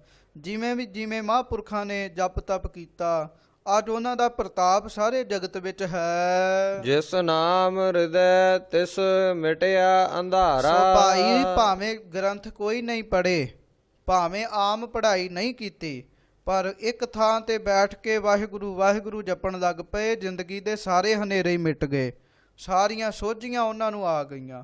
ਸੋ ਕਹਿਣ ਲੱਗੇ ਜਿਸ ਹਿਰਦੇ ਵਿੱਚ ਵਾਹਿਗੁਰੂ ਜੀ ਦਾ ਨਾਮ ਹੁੰਦਾ ਹੈ, ਕਹਿਣ ਲੱਗੇ ਉਹਦੇ ਅੰਦਰ ਅਗਿਆਨਤਾ ਦਾ ਹਨੇਰਾ ਨਹੀਂ ਹੁੰਦਾ। ਜਿਸ ਨਾਮ ਹਿਰਦੈ ਸੋ ਪੁਰਖ ਪਰਵਾਣ। ਕਹਿਣ ਲੱਗੇ ਉਹ ਪੁਰਖ ਪ੍ਰਵਾਨ ਹੋ ਜਾਂਦਾ ਹੈ, ਪਰਮਾਣੀਕ ਹੋ ਜਾਂਦਾ ਹੈ। ਕਹਿਣ ਲੱਗੇ ਜਿਸ ਹਿਰਦੇ ਵਿੱਚ ਵਾਹਿਗੁਰੂ ਜੀ ਦਾ ਨਾਮ ਵਸ ਜਾਂਦਾ ਹੈ। ਨਾਮ ਬਿਨਾ ਫਿਰ ਆਵਣ ਜਾਣ। ਪਰ ਜਿਹੜੇ ਨਾਮ ਨਹੀਂ ਜਪਦੇ ਉਹ ਵਿਚਾਰੇ ਆਉਂਦੇ ਜਾਂਦੇ ਹੀ ਰਹਿੰਦੇ ਹਨ, ਨਾ ਉਹਨਾਂ ਦਾ ਤਖਤਾਂ ਤੇ ਨਿਵਾਸ ਹੁੰਦਾ ਹੈ, ਨਾ ਕੁਛ ਹੁੰਦਾ ਹੈ। 84 ਲੱਖ ਜੂਨਾਂ ਦਾ ਚੱਕਰ ਪਿਆ ਰਹਿੰਦਾ ਹੈ। ਤਿਸ ਨਾਮ ਪਾਇਆ ਜਿਸ ਭਇਓ ਕਿਰਪਾਲ। ਇਹਦੇ ਤੋਂ ਬਾਅਦ ਕਹਿਣ ਲੱਗੇ ਹੁਣ ਇੰਨੀ ਵੱਡੀ ਨਾਮ ਦੀ ਵਿਆਖਿਆ ਕਰਕੇ ਵੀ ਨਾਮ ਜਪਣ ਨਾਲ ਆਹ ਹੋ ਜਾਂਦਾ ਹੈ, ਨਾਮ ਜਪਣ ਨਾਲ ਆਹ ਹੋ ਜਾਂਦਾ ਹੈ। ਸਿੱਖ ਗੁਰੂ ਅਰਜਨ ਸਾਹਿਬ ਮਹਾਰਾਜ ਨੂੰ ਪੁੱਛਦੇ, ਮਹਾਰਾਜ ਜੀ ਜਪਦਾ ਕੌਣ ਹੈ ਨਾਮ? ਨਾਮ ਕੌਣ ਜਪ ਸਕਦਾ ਹੈ? ਨਾਮ ਦੀ ਪ੍ਰਾਪਤੀ ਕਿਸ ਨੂੰ ਹੁੰਦੀ ਹੈ? ਤਾਂ ਮਹਾਰਾਜ ਕਹਿੰਦੇ ਤਿਨ ਨਾਮ ਪਾਇਆ ਜਿਨ ਭਇਓ ਕਿਰਪਾਲ। ਜਿਸ ਭਇਓ ਕਿਰਪਾਲ, ਕਹਿਣ ਲੱਗੇ ਜਿਹਦੇ ਉੱਤੇ ਵਾਹਿਗੁਰੂ ਆਪ ਕਿਰਪਾਲੂ ਹੋ ਜਾਵੇ, ਆਪ ਮਿਹਰ ਕਰ ਦੇਵੇ, ਉਹੋ ਹੀ ਭਾਈ ਵਾਹਿਗੁਰੂ ਦੇ ਨਾਮ ਨੂੰ ਪਾਉਂਦਾ ਹੈ। ਸਾਧ ਸੰਗਤ ਮਹਿ ਲਖੇ ਗੋਪਾਲ। ਸੋ ਕਹਿਣ ਲੱਗੇ ਮਹਾਰਾਜ ਜੀ ਜੇ ਅਸੀਂ ਉਸ ਵਾਹਿਗੁਰੂ ਦੀ ਕਿਰਪਾ ਪ੍ਰਾਪਤ ਕਰਨੀ ਹੋਏ ਤਾਂ ਕਿੱਥੇ ਜਾਣਾ ਕਰੀਏ? ਮਹਾਰਾਜ ਜੀ ਕਹਿੰਦੇ ਫਿਰ ਸਾਧ ਸੰਗਤ ਵਿੱਚ ਜਾਣਾ ਕਰੋ ਭਾਈ। ਜਿੱਥੇ ਸਾਧ ਸੰਗਤ ਹੋਵੇ, ਸਾਧੂ ਜਨ ਬੈਠ ਕੇ ਬੰਦਗੀ ਕਰ ਰਹੇ ਹੋਣ, ਕਹਿਣ ਲੱਗੇ ਉੱਥੇ ਜਾਵੋ। ਉੱਥੇ ਹੀ ਗੋਪਾਲ ਨੂੰ ਲਖਣਾ ਕਰੀਦਾ ਹੈ, ਜਾਣਿਆ ਜਾਂਦਾ ਹੈ ਉੱਥੇ ਹੀ ਗੋਪਾਲ। ਆਵਣ ਜਾਣ ਰਹੇ ਸੁਖ ਪਾਇਆ। ਇਸ ਪ੍ਰਕਾਰ ਭਾਈ ਜਿਨ੍ਹਾਂ ਉੱਤੇ ਵਾਹਿਗੁਰੂ ਕਿਰਪਾਲ ਹੋਇਆ ਹੈ, ਭਾਵ ਜਿਹੜੇ ਸਾਧ ਸੰਗਤ ਵਿੱਚ ਜਾਂਦੇ ਹਨ, ਉਹਨਾਂ ਦਾ ਜਿੱਥੇ 84 ਲੱਖ ਜੂਨਾਂ ਦਾ ਚੱਕਰ ਤੇ ਖਤਮ ਹੋਇਆ ਹੀ ਹੈ, ਉਹਨਾਂ ਨੂੰ ਦੁਨੀਆ ਦੇ ਅਤੇ ਆਤਮਿਕ ਸਭ ਪ੍ਰਕਾਰ ਦੇ ਸੁਖ ਪ੍ਰਾਪਤ ਹੁੰਦੇ ਹਨ। ਕਹੋ ਨਾਨਕ ਤਤੈ ਤਤ ਮਿਲਾਇਆ। ਇਸ ਪ੍ਰਕਾਰ ਕਹਿਣ ਲੱਗੇ ਉਹ ਫਿਰ ਤਤੈ ਤਤ ਮਿਲਾਇਆ, ਤਤ ਰੂਪ ਹੋ ਕੇ ਆਪਣੇ ਆਪ ਨੂੰ ਤਤ ਸਿਧਾਂਤ ਰੂਪ ਬ੍ਰਹਮ ਦੇ ਨਾਲ ਮਿਲਾ ਲੈਂਦੇ ਹਨ। ਇਹ ਸੰਸਾਰ ਵਿੱਚ ਤਤ ਵਸਤੂ ਕੀ ਹੈ? ਤਤ ਵਸਤੂ ਵਾਹਿਗੁਰੂ ਹੀ ਹੈ। ਸੋ ਜਿਵੇਂ ਮਹਾਰਾਜ ਸੱਚੇ ਪਾਤਸ਼ਾਹ ਨੇ ਗੁਰਬਾਣੀ ਦੇ ਵਿੱਚ ਵੀ ਆਖਿਆ ਹੈ ਵੀ ਤਤ ਵਿਚਾਰ ਕਹੈ ਜਨ ਸਾਚਾ। ਤਤ ਵਿਚਾਰ ਭਾਵ ਵਾਹਿਗੁਰੂ ਦੀ ਵਿਚਾਰ ਕਰਨ ਵਾਲਾ ਸੱਚਾ ਹੈ। ਤਤ ਭਾਵ ਸ੍ਰੇਸ਼ਟ ਚੀਜ਼, ਜਿਹਨੂੰ ਅਸੀਂ ਸਾਰ ਕਹਿੰਦੇ ਹਾਂ। ਜਿਵੇਂ ਸਾਧ ਸੰਗਤ ਜੀ ਦੁੱਧ ਦਾ ਤਤ ਅਸਲ ਕੀ ਹੈ? ਘਿਓ। ਦੁੱਧ ਤੋਂ ਘਿਓ ਨਿਕਲਦਾ ਹੈ। ਇਸੇ ਤਰ੍ਹਾਂ ਸਾਰੇ ਸੰਸਾਰ ਦਾ ਤਤ ਕੀ ਹੈ? ਸਾਰੇ ਸੰਸਾਰ ਦਾ ਤਤ ਹੈ ਵਾਹਿਗੁਰੂ। ਸਾਰੇ ਸੰਸਾਰ ਨੂੰ ਮੱਥ ਕੇ ਵੇਖ ਲਓ, ਸਿਵਾ ਪਰਮੇਸ਼ਰ ਤੋਂ ਕੁਝ ਵੀ ਨਹੀਂ ਨਿਕਲੇਗਾ। ਸੋ ਕਹਿਣ ਲੱਗੇ ਫਿਰ ਉਹ ਵੱਡੇ ਉਹਨਾਂ ਦੇ ਤਤ ਉਸ ਵੱਡੇ ਤਤ ਵਾਹਿਗੁਰੂ ਵਿੱਚ ਸਮਾ ਜਾਂਦੇ ਹਨ। ਭੈਰੋ ਮਹੱਲਾ ਪੰਜਵਾ। ਭੈਰੋ ਰਾਗ ਅੰਦਰ ਸੱਚੇ ਪਾਤਸ਼ਾਹ ਅੱਗੋਂ ਕਿਰਪਾ ਕਰਦੇ ਹਨ। ਕੋਟ ਬਿਸ਼ਨ ਕੀਨੇ ਅਵਤਾਰ। ਸੋ ਮਹਾਰਾਜ ਜੀ ਸੱਚੇ ਪਾਤਸ਼ਾਹ ਆਪ ਕਿਰਪਾ ਕਰਦੇ ਹਨ। ਇਹਦਾ ਮਹਾਂਪੁਰਖਾਂ ਨੇ ਆਖਿਆ ਵੀ ਪਹਿਲਾਂ ਰਹਾਉ ਵਾਲੀਆਂ ਤੁਕਾਂ ਦੇ ਅਰਥ ਕਰਨੇ ਹਨ। ਸੋ ਐਸੋ ਧਣੀ ਗੋਬਿੰਦ ਹਮਾਰਾ, ਸਾਡਾ ਗੋਬਿੰਦ ਵਾਹਿਗੁਰੂ ਪਰਮੇਸ਼ਰ ਇਸ ਇੰਨਾ ਵੱਡਾ ਧਣੀ ਹੈ, ਧੰਨਵਾਨ ਹੈ। ਕਹਿਣ ਲੱਗੇ ਕਿੰਨਾ ਕੁ ਵੱਡਾ ਹੈ? ਕਹਿਣ ਲੱਗੇ ਵਰਨ ਨਾ ਸਾਕੋ ਗੁਣ ਵਿਸਥਾਰਾ, ਉਹਦੇ ਗੁਣਾਂ ਦਾ ਵਰਣਨ ਨਹੀਂ ਕੀਤਾ ਜਾ ਸਕਦਾ। ਸੋ ਇਹਦੇ ਤੋਂ ਅੱਗੇ ਜਿਵੇਂ ਮਹਾਰਾਜ ਕਿਰਪਾ ਕਰਦੇ ਸੁਣੋ। ਕੋਟ ਬਿਸ਼ਨ ਕੀਨੇ ਅਵਤਾਰ। ਭਾਈ ਜਿਸ ਅਵਤਾਰਾਂ ਨੂੰ ਵਾਹਿਗੁਰੂ ਪਰਮੇਸ਼ਰ ਨੇ ਬਣਾਇਆ, ਕਰੋੜਾਂ ਵਿਸ਼ਨੂੰ ਅਤੇ ਵੱਡੇ ਵੱਡੇ ਅਵਤਾਰ ਜਿਸ ਵਾਹਿਗੁਰੂ ਨੇ ਕੀਤੇ ਹਨ, ਭਾਵ ਬਣਾਏ ਹਨ। ਕੋਟ ਬ੍ਰਹਮੰਡ ਜਾ ਕੇ ਧਰਮਸਾਲ। ਔਰ ਇਹ ਵੀ ਆਖਿਆ ਹੈ ਵੀ ਕਈ ਬ੍ਰਹਮੰਡ, ਕਰੋੜਾਂ ਹੀ ਬ੍ਰਹਮੰਡ ਜਿਹੜੀਆਂ ਧਰਮਸ਼ਾਲਾਵਾਂ ਹਨ, ਭਾਵ ਧਰਮ ਦੇ ਅਸਥਾਨ ਹਨ। ਕਿਉਂਕਿ ਮਹਾਰਾਜ ਨੇ ਗੁਰਬਾਣੀ ਦੇ ਵਿੱਚ ਆਖਿਆ ਹੈ ਅਕਾਲ ਪੁਰਖ ਕੀ ਦੇਹ ਮੋ ਕੋਟਕ ਬਿਸ਼ਨ ਮਹੇਸ਼। ਅਕਾਲ ਪੁਰਖ ਦੀ ਦੇਹ ਦੇ ਵਿੱਚ ਕਹਿਣ ਲੱਗੇ ਕੋਟਕ, ਕਰੋੜਾਂ ਹੀ ਵਿਸ਼ਨੂੰ ਜੀ ਦੇ ਅਵਤਾਰ, ਕਰੋੜਾਂ ਹੀ ਮਹੇਸ਼ ਸ਼ਿਵ ਜੀ ਦੇ ਅਵਤਾਰ ਹਨ। ਇਹ ਤਾਂ ਇੱਕ ਵਿਸ਼ਨੂੰ ਜੀ ਦੇ ਦਰਸ਼ਨ ਹੋ ਗਏ, ਇੱਕ ਸ਼ਿਵ ਜੀ ਦੇ ਦਰਸ਼ਨ ਹੋ ਗਏ, ਪਰ ਅਕਾਲ ਪੁਰਖ ਦੀ ਦੇਹ ਦੇ ਵਿੱਚ ਕਹਿਣ ਲੱਗੇ ਅਜਿਹੇ ਕਰੋੜਾਂ ਹੀ ਹਨ। ਕੋਟ ਮਹੇਸ਼ ਉਪਾਏ ਸਮਾਏ। ਸੋ ਇਸ ਪ੍ਰਕਾਰ ਉਸ ਵਾਹਿਗੁਰੂ ਪਰਮੇਸ਼ਰ ਦੇ ਕਰੋੜਾਂ ਹੀ ਮਹੇਸ਼ਾਂ ਨੂੰ ਭਾਵ ਸ਼ਿਵ ਜੀ ਰੂਪਾਂ ਨੂੰ ਪੈਦਾ ਕੀਤਾ ਹੈ, ਔਰ ਆਪ ਹੀ ਉਹਨਾਂ ਨੇ ਉਹਨਾਂ ਦਾ ਅਭਾਵ ਕਰ ਦਿੱਤਾ ਹੈ। ਕੋਟ ਬ੍ਰਹਮੇ ਜਗ ਸਾਜਣ ਲਾਏ। ਸੋ ਕਹਿਣ ਲੱਗੇ ਇੱਕ ਬ੍ਰਹਮਾ ਨਹੀਂ ਹੈ, ਕਰੋੜਾਂ ਹੀ ਬ੍ਰਹਮੇ ਉਸ ਵਾਹਿਗੁਰੂ ਦੇ ਹੁਕਮ ਵਿੱਚ ਹਨ। ਜਗ ਸਾਜਣ ਲਾਏ, ਜਿਹੜੇ ਜਗਤ ਦੇ ਸਾਜਣ ਦੀ ਕਿਰਿਆ ਵਿੱਚ ਉਹਨੇ ਲਾਏ ਹੋਏ ਹਨ। ਕਿਉਂਕਿ ਮਹਾਰਾਜ ਜੀ ਦਸਮ ਗ੍ਰੰਥ ਸਾਹਿਬ ਜੀ ਦੀ ਬਾਣੀ ਵਿੱਚ ਵੀ ਕਹਿੰਦੇ ਹਨ, ਏਕ ਸਿਵ ਭਏ ਏਕ ਗਏ ਏਕ ਫਿਰ ਭਏ, ਰਾਮ ਚੰਦਰ ਕ੍ਰਿਸ਼ਨ ਕੇ ਅਵਤਾਰ ਵੀ ਅਨੇਕ हैं। ਇੱਕ ਆਏ ਇੱਕ ਚਲੇ ਗਏ, ਇੱਕ ਆਏ ਇੱਕ ਚਲੇ ਗਏ, ਇੱਕ ਆਏ ਇੱਕ ਚਲੇ ਗਏ। ਕਹਿਣ ਲੱਗੇ ਇਸ ਪ੍ਰਕਾਰ ਪਤਾ ਹੀ ਨਹੀਂ ਕਿੰਨੇ ਕੁ ਸ੍ਰੀ ਰਾਮ ਚੰਦਰ ਜੀ ਹੋਏ ਹਨ, ਕਿੰਨੇ ਕੁ ਬ੍ਰਹਮਾ ਹੋਏ ਹਨ।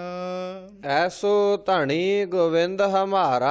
ਸਾਡਾ ਵਾਹਿਗੁਰੂ ਪਰਮੇਸ਼ਰ ਜੋ ਹੈ ਅਕਾਲ ਪੁਰਖ, ਉਹ ਇਸ ਪ੍ਰਕਾਰ ਦਾ ਧਣੀ ਹੈ। ਵਰਨ ਨਾ ਸਾਕਉ ਗੁਣ ਵਿਸਥਾਰਾ। ਪੁੱਛਿਆ ਕੈਸਾ ਹੈ? ਕਹਿਣ ਲੱਗੇ ਉਹਦੇ ਗੁਣਾਂ ਦਾ ਵਿਸਥਾਰ ਨਹੀਂ ਕੀਤਾ ਜਾ ਸਕਦਾ।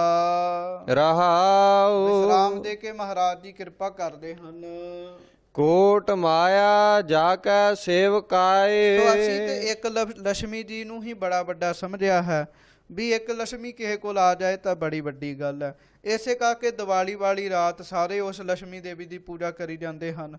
ਪਰ ਮਹਾਰਾਜ ਸੱਚੇ ਪਾਤਸ਼ਾਹ ਗੁਰੂ ਅਰਜਨ ਸਾਹਿਬ ਕਹਿਣ ਲੱਗੇ ਉਸ ਅਕਾਲ ਪੁਰਖ ਦੀ ਦੇਹ ਦੇ ਵਿੱਚ ਕਹਿਣ ਲੱਗੇ ਕਰੋੜਾਂ ਹੀ ਲక్ష్ਮੀਆਂ ਹਨ, ਔਰ ਕਰੋੜਾਂ ਲక్ష్ਮੀਆਂ ਉਸ ਵਾਹਿਗੁਰੂ ਦੀਆਂ ਦਾਸੀਆਂ ਹਨ। ਕੋਟ ਜੀ ਜਾ ਕੀ ਸਹਿ ਜਾਏ। ਕਰੋੜਾਂ ਹੀ ਕਹਿਣ ਲੱਗੇ ਜੀਵਾਂ ਦੇ ਅੰਤఃਕਰਨ ਜਿਸ ਦੀਆਂ ਸਹਿਜਾਏ ਸੇਜਾਂ ਹਨ। ਕੋਟ ਉਪਾਰਜਨਾ ਤੇਰਾ ਅੰਗ। ਸੋ ਕਹਿਣ ਲੱਗੇ ਹੇ ਪ੍ਰਭੂ ਇਹ ਕਰੋੜਾਂ ਹੀ ਜੀਵ ਤੇਰੇ ਹੀ ਅੰਗ ਹਨ। ਕਹਿਣ ਲੱਗੇ ਤੇਰੇ ਹੀ ਅੰਗਾਂ ਤੋਂ ਉਪਾਰਜਨਾ ਪੈਦਾ ਹੋਏ ਹਨ। ਕੋਟ ਭਗਤ ਬਸਤ ਹਰ ਸੰਗ। ਸੋ ਕਹਿਣ ਲੱਗੇ ਕੋਟ ਭਗਤ ਬਸਤ ਹਰ ਸੰਗ, ਅਤੇ ਕਰੋੜਾਂ ਹੀ ਭਗਤ ਹਰੀ ਦੇ ਜਿਹੜੇ ਹਨ ਉਹ ਤੁਹਾਡੇ ਨਾਲ ਵਸ ਰਹੇ ਹਨ। ਹੇ ਭਗਵਾਨ ਜੀ ਤੁਸੀਂ ਕਰੋੜਾਂ ਹੀ ਭਗਤਾਂ ਦੇ ਨਾਲ ਵਸ ਰਹੇ ਹੋ। ਕੋਟ ਛਤਰਪਤ ਕਰਤ ਨਮਸਕਾਰ। ਸੋ ਵੱਡੇ ਵੱਡੇ ਛਤਰਪਤੀ ਰਾਜੇ ਹੋਏ ਹਨ। ਸੋ ਕਹਿਣ ਲੱਗੇ ਕਰੋੜਾਂ ਹੀ ਛਤਰਪਤੀ ਹੇ ਵਾਹਿਗੁਰੂ ਉਹ ਤੁਹਾਨੂੰ ਹੀ ਨਮਸਕਾਰ ਕਰਦੇ ਹਨ, ਜਿਨ੍ਹਾਂ ਦੇ ਸਿਰ ਉੱਤੇ ਸੋਨੇ ਦੇ ਛਤਰ ਝੁੱਲਦੇ ਹਨ, ਜਿਨ੍ਹਾਂ ਦੇ ਪੈਰਾਂ ਵਿੱਚ ਲੋਕ ਮੱਥੇ ਆ ਕੇ ਟੇਕਦੇ ਹਨ। ਵਾਹਿਗੁਰੂ ਉਹ ਵੱਡੇ ਵੱਡੇ ਛਤਰਪਤੀ ਵੀ ਤੁਹਾਨੂੰ ਹੀ ਆ ਕੇ ਮੱਥਾ ਟੇਕਦੇ ਹਨ, ਨਮਸਕਾਰਾ ਕਰਦੇ ਹਨ। ਕੋਟ ਇੰਦਰ ਠਾੜੇ ਹੈ ਦਵਾਰ। ਸੋ ਜਿਸ ਬੰਦੇ ਦੀ ਸਾਧ ਸੰਗਤ ਦੀ ਬੁੱਧੀ ਜਿੱਥੋਂ ਤੱਕ ਜਾਂਦੀ ਹੈ ਉਹ ਉੱਥੋਂ ਤੱਕ ਹੀ ਗੱਲ ਕਰਦਾ ਹੈ। ਸਾਡੀਆਂ ਬੁੱਧੀਆਂ ਇੱਕ ਇੰਦਰ ਤੱਕ ਜਾਂਦੀਆਂ ਹਨ, ਪਰ ਗੁਰੂ ਅਰਜਨ ਸਾਹਿਬ ਮਹਾਰਾਜ ਤਾਂ ਕਰੋੜਾਂ ਹੀ ਇੰਦਰਾਂ ਨੂੰ ਵੇਖ ਰਹੇ ਹਨ। ਉਹ ਕਹਿਣ ਲੱਗੇ ਹੇ ਵਾਹਿਗੁਰੂ ਤੁਹਾਡੇ ਦਰਬਾਰ ਦੇ ਦਰਵਾਜ਼ੇ ਦੇ ਅੱਗੇ ਕਹਿਣ ਲੱਗੇ ਕਰੋੜਾਂ ਹੀ ਇੰਦਰ ਖਲੋਤੇ ਹਨ। ਕੋਟ ਬੈਕੁੰਠ ਜਾ ਕੀ ਦ੍ਰਿਸ਼ਟੀ ਮਾਹੇ। ਸੋ ਕਹਿਣ ਲੱਗੇ ਕਰੋੜਾਂ ਹੀ ਬ੍ਰਹਮਣ ਬੈਕੁੰਠ, ਬੈਕੁੰਠ ਨਾਮ ਸਾਧ ਸੰਗਤ ਜੀ ਸਵਰਗ ਦਾ ਵੀ ਮੰਨਿਆ ਹੈ। ਕਹਿਣ ਲੱਗੇ ਹੇ ਭਗਵਾਨ ਆਪ ਭਾਵ ਆਪ ਜੀ ਦੀ ਦ੍ਰਿਸ਼ਟੀ ਦੇ ਵਿੱਚ ਕਰੋੜਾਂ ਹੀ ਬੈਕੁੰਠ ਹਨ, ਅਤੇ ਆਪ ਕਰੋੜਾਂ ਹੀ ਬੈਕੁੰਠਾਂ ਦੇ ਮਾਲਕ ਹੋ। ਕੋਟ ਨਾਮ ਜਾ ਕੀ ਕੀਮਤ ਨਾਹੇ। ਅਤੇ ਆਪ ਜੀ ਦਾ ਨਾਮ ਜਿਹੜਾ ਹੈ ਉਸ ਦੀ ਕੀਮਤ ਨਹੀਂ ਪਾਈ ਜਾ ਸਕਦੀ। ਕਰੋੜਾਂ ਹੀ ਨਾਮ ਨੇ ਵਾਹਿਗੁਰੂ ਦੇ, ਕਿਉਂਕਿ ਇਹ ਵੀ ਮੰਨਿਆ ਗਿਆ ਹੈ ਵੀ ਜਿਹੜਾ ਸ਼ੇਖ ਨਾਗ ਹੈ ਉਹ ਰੋਜ਼ ਲੱਖਾਂ ਹੀ ਨਾਮ ਵੱਖ ਵੱਖ ਤਰ੍ਹਾਂ ਦੇ ਪਰਮੇਸ਼ਰ ਦੇ ਉਚਾਰਦਾ ਹੈ। ਸੋ ਕਹਿਣ ਲੱਗੇ ਹੇ ਵਾਹਿਗੁਰੂ ਜੀ ਤੁਹਾਡੇ ਕਰੋੜਾਂ ਹੀ ਨਾਮ ਹਨ ਅਤੇ ਉਹਨਾਂ ਦੀ ਕੀਮਤ ਨਹੀਂ ਪਾਈ ਜਾ ਸਕਦੀ। ਕੋਟ ਪੂਰੀਅਤ ਹੈ ਜਾ ਕੈ ਨਾਦ। ਕਹਿਣ ਲੱਗੇ ਆਪ ਜੀ ਦੇ ਘਰ ਵਿੱਚ ਕਰੋੜਾਂ ਹੀ ਨਾਦ ਸ਼ਬਦ ਪੂਰੀਅਤ ਭਾਵ ਉਚਾਰੇ ਜਾਂਦੇ ਹਨ, ਭਾਵ ਕਰੋੜਾਂ ਹੀ ਪ੍ਰਕਾਰ ਦੀਆਂ ਧੁਨੀਆਂ ਦੇ ਨਾਲ ਤੁਹਾਡੇ ਘਰ ਵਿੱਚ ਕੀਰਤਨ ਹੋ ਰਿਹਾ ਹੈ। ਕੋਟ ਅਖਾੜੇ ਚਲਤ ਬਿਸਮਾਦ। ਇਹਦੇ ਤੋਂ ਬਾਅਦ ਅਖਾੜੇ ਲੱਗਦੇ ਸਨ ਪੁਰਾਤਨ ਸਮੇਂ ਵਿੱਚ। ਕਹਿਣ ਲੱਗੇ ਕਰੋੜਾਂ ਹੀ ਅਖਾੜੇ ਵੀ ਲੱਗ ਰਹੇ ਹਨ, ਭਾਵ ਅਸ਼ਚਰਜ ਕੌਤਕਾਂ ਵਾਲੇ ਅਖਾੜੇ ਹੋ ਰਹੇ ਹਨ। ਕੋਟ ਸਖਤ ਸਿਵ ਆਗਿਆਕਾਰ। ਸੋ ਕਹਿਣ ਲੱਗੇ ਕਈ ਕੋਟ ਸਖਤ ਸਿਵ ਆਗਿਆਕਾਰ। ਕਹਿਣ ਲੱਗੇ ਕਰੋੜਾਂ ਹੀ ਸਖਤ ਭਾਵ ਸ਼ਕਤੀਆਂ ਅਤੇ ਸ਼ਿਵ ਇਹ ਸਾਰੇ ਤੁਹਾਡੀ ਆਗਿਆ ਵਿੱਚ ਹੀ ਹਨ। ਕੋਟ ਜੀ ਦੇਵਾ ਆਧਾਰ। ਸੋ ਤੁਸੀਂ ਕਰੋੜਾਂ ਹੀ ਜੀਵਾਂ ਨੂੰ ਕਹਿਣ ਲੱਗੇ ਆਧਾਰ ਦੇਣ ਵਾਲੇ ਹੋ, ਆਸਰਾ ਦੇਣ ਵਾਲੇ ਹੋ। ਆਮ ਤੌਰ ਤੇ ਅਸੀਂ ਸ਼ਿਵ ਜੀ ਨੂੰ ਸਮਾਧੀ ਵਿੱਚ ਵੇਖਦੇ ਹਾਂ ਵੀ ਉਹ ਸਮਾਧੀ ਵਿੱਚ ਬੈਠੇ ਹੁੰਦੇ ਸਨ। ਹੁਣ ਜੇ ਉਹ ਪਰਮੇਸ਼ਰ ਰੂਪ ਹਨ ਮੰਨਦੇ ਹਾਂ ਵੀ ਉਹਨਾਂ ਦੀ ਭਗਤੀ ਹੈ, ਪਰ ਜੇ ਉਹ ਪਰਮੇਸ਼ਰ ਰੂਪ ਹਨ ਤਾਂ ਸਾਧ ਸੰਗਤ ਜੀ ਫਿਰ ਉਹ ਕਿਹਦੀ ਸਮਾਧੀ ਲਾਉਂਦੇ ਹਨ। ਆਮ ਤੌਰ ਤੇ ਓਮ ਨਮः ਸ਼ਿਵਾਏ ਕਿਹਾ ਦਿੱਤਾ ਜਾਂਦਾ ਹੈ ਵੀ ਇਹ ਸ਼ਿਵ ਜੀ ਦਾ ਮੰਤਰ ਹੈ, ਪਰ ਸਾਧ ਸੰਗਤ ਜੀ ਸ਼ਿਵ ਜੀ ਦਾ ਨਾਮ ਓਮ ਨਮः ਸ਼ਿਵਾਏ ਨਹੀਂ ਹੈ। ਇਹਦਾ ਭਾਵ ਸੀ ਓਮ ਨਮੋ ਸ਼ਿਵਾਏ।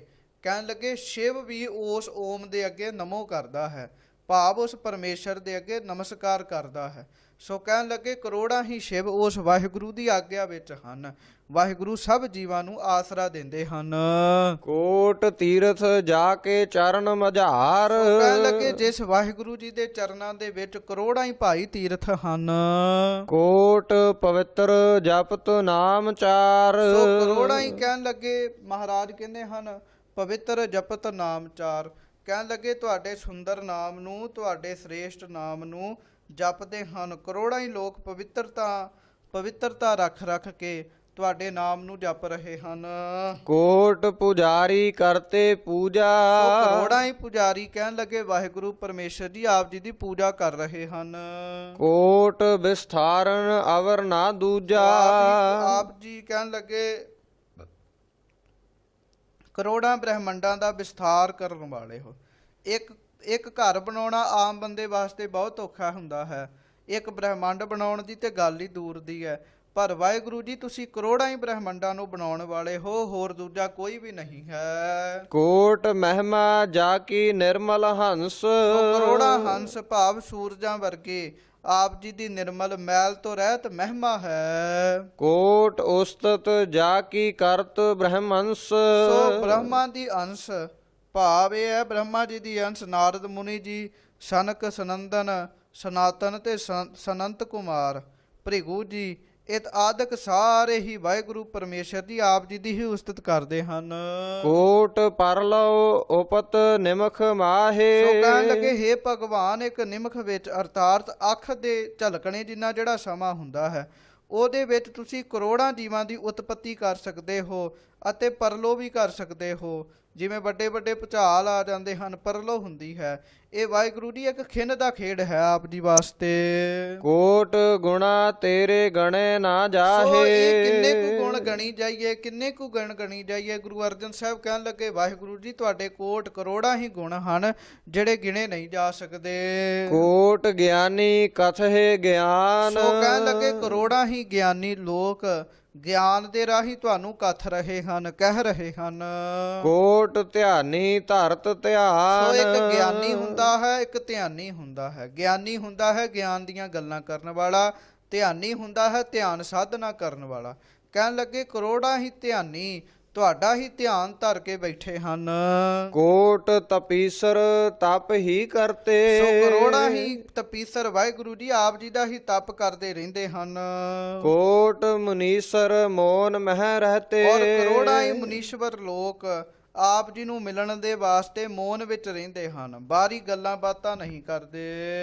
ਅਵਗਤ ਨਾਥ ਅਗੋਚਰ ਸੁਆਮੀ। ਸੋ ਮਹਾਰਾਜ ਸੱਚੇ ਪਾਤਸ਼ਾਹ ਜੀ ਕਹਿੰਦੇ ਹਨ ਉਹ ਵਾਹਿਗੁਰੂ ਪਰਮੇਸ਼ਰ ਜੀ ਕਹਿਣ ਲੱਗੇ ਅਵਗਤ ਨਾਥ ਅਗੋਚਰ ਸੁਆਮੀ। ਅਵਗਤ ਦਾ ਅਰਥ ਹੈ ਸਾਧ ਸੰਗਤ ਜੀ ਅਗੋਚਰ, ਇੰਦਰੀਆਂ ਦੇ ਵਿਸ਼ੇ ਤੋਂ ਪਰੇ ਅਤੇ ਜਿਸ ਦੀ ਗਤੀ ਨੂੰ ਜਾਣਿਆ ਨਹੀਂ ਜਾ ਸਕਦਾ ਉਹਨੂੰ ਅਵਗਤ ਕਹਿੰਦੇ ਹਨ।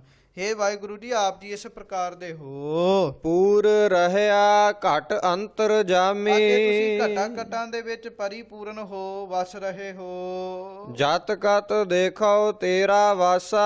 ਅਸੀਂ ਜਿੱਥੇ ਕਿਤੇ ਵੀ ਵੇਖਦੇ ਹਾਂ ਵਾਹਿਗੁਰੂ ਜੀ ਤੁਹਾਡਾ ਹੀ ਵਾਸਾ ਵੇਖਦੇ ਹਾਂ, ਹਰ ਪਾਸੇ ਤੁਸੀਂ ਆਪ ਹੀ ਵਸੇ ਹੋ। ਨਾਨਕ ਕਉ ਗੁਰ ਕੀਓ ਪ੍ਰਗਾਸਾ। ਇਸ ਪ੍ਰਕਾਰ ਗੁਰੂ ਅਰਜਨ ਦੇਵ ਸਾਹਿਬ ਕਹਿਣ ਲੱਗੇ ਸਾਡੇ ਅੰਦਰ ਤੇ ਗੁਰਾਂ ਨੇ ਇਹ ਮੱਤ ਪਾਈ ਹੈ, ਗੁਰਾਂ ਨੇ ਇਹ ਚਾਨਣਾ ਕੀਤਾ ਹੈ। ਭੈਰੋ ਮਹੱਲਾ ਪੰਜਵਾ। ਭੈਰੋ ਰਾਗ ਅੰਦਰ ਸੱਚੇ ਪਾਤਸ਼ਾਹ ਧੰਨ ਗੁਰੂ ਅਰਜਨ ਦੇਵ ਜੀ ਮਹਾਰਾਜ ਜੀ ਕਿਰਪਾ ਕਰਦੇ ਹਨ। ਸਤਿਗੁਰ ਮੋਕਉ ਕੀਨੋ ਦਾਨ। ਮਹਾਰਾਜ ਜੀ ਕਹਿੰਦੇ ਹਨ ਭਾਈ ਸਤਿਗੁਰਾਂ ਨੇ ਧੰਨ ਗੁਰੂ ਰਾਮਦਾਸ ਸਾਹਿਬ ਸੱਚੇ ਪਾਤਸ਼ਾਹ ਨੇ ਮੈਨੂੰ ਆਪਣਾ ਸੇਵਕ ਜਾਣ ਕੇ ਇਹ ਦਾਨ ਦਿੱਤਾ ਹੈ। ਅਮੋਲ ਰਤਨ ਹਰ ਦੀਨੋ ਨਾਮ। ਜੀ ਕਿਹੜਾ ਦਾਨ ਦਿੱਤਾ ਹੈ ਤੁਹਾਨੂੰ? ਤਾਂ ਮਹਾਰਾਜ ਕਹਿਣ ਲੱਗੇ ਅਮੋਲ ਰਤਨ ਹਰ ਦੀਨੋ ਨਾਮ। ਕਹਿਣ ਲੱਗੇ ਜੋ ਵਾਹਿਗੁਰੂ ਪਰਮੇਸ਼ਰ ਦਾ ਨਾਮ ਰਤਨਾਂ ਦੀ ਨਿਆਈ ਹੈ ਔਰ ਜਿਸ ਦਾ ਮੁੱਲ ਹੀ ਨਹੀਂ ਹੈ। ਅਮੋਲਕ ਹਰੀ ਦਾ ਨਾਮ ਰੂਪ ਰਤਨ ਕਹਿਣ ਲੱਗੇ ਮੈਨੂੰ ਦੇ ਦਿੱਤਾ ਹੈ। ਆਮ ਬੰਦਾ ਕੋਈ ਇੱਕ ਹੀ ਰਤਨ ਦੇ ਦੇ ਨਾ ਕਿਸੇ ਨੂੰ, ਅਜੇ ਰਤਨਾਂ ਦਾ ਮੁੱਲ ਹੁੰਦਾ ਸਾਧ ਸੰਗਤ ਜੀ। ਤੇ ਉਹ ਰਤਨ ਦੇ ਦੇ ਤੇ ਬੰਦਾ ਉਹਦੀਆਂ ਤਾਰੀਫਾਂ ਹੀ ਕਰੀ ਜਾਂਦਾ ਵੀ ਲਓ ਜੀ ਉਹ ਤੇ ਬਹੁਤ ਚੰਗਾ ਹੈ, ਬੜਾ ਦਿਆਲੂ ਹੈ, ਮੈਨੂੰ ਰਤਨ ਦੇ ਤੇ, ਮੈਨੂੰ ਪੈਸੇ ਦੇ ਤੇ। ਪਰ ਕਹਿਣ ਲੱਗੇ ਗੁਰੂ ਰਾਮਦਾਸ ਸਾਹਿਬ ਨੇ ਵੇਖੋ ਕਿੱਡੀ ਵੱਡੀ ਦਇਆ ਕੀਤੀ। ਵਾਹਿਗੁਰੂ ਦੇ ਨਾਮ ਰੂਪੀ ਰਤਨ ਮੈਨੂੰ ਦਿੱਤਾ ਹੈ ਜਿਹਦਾ ਕੋਈ ਮੁੱਲ ਹੀ ਨਹੀਂ ਹੈ।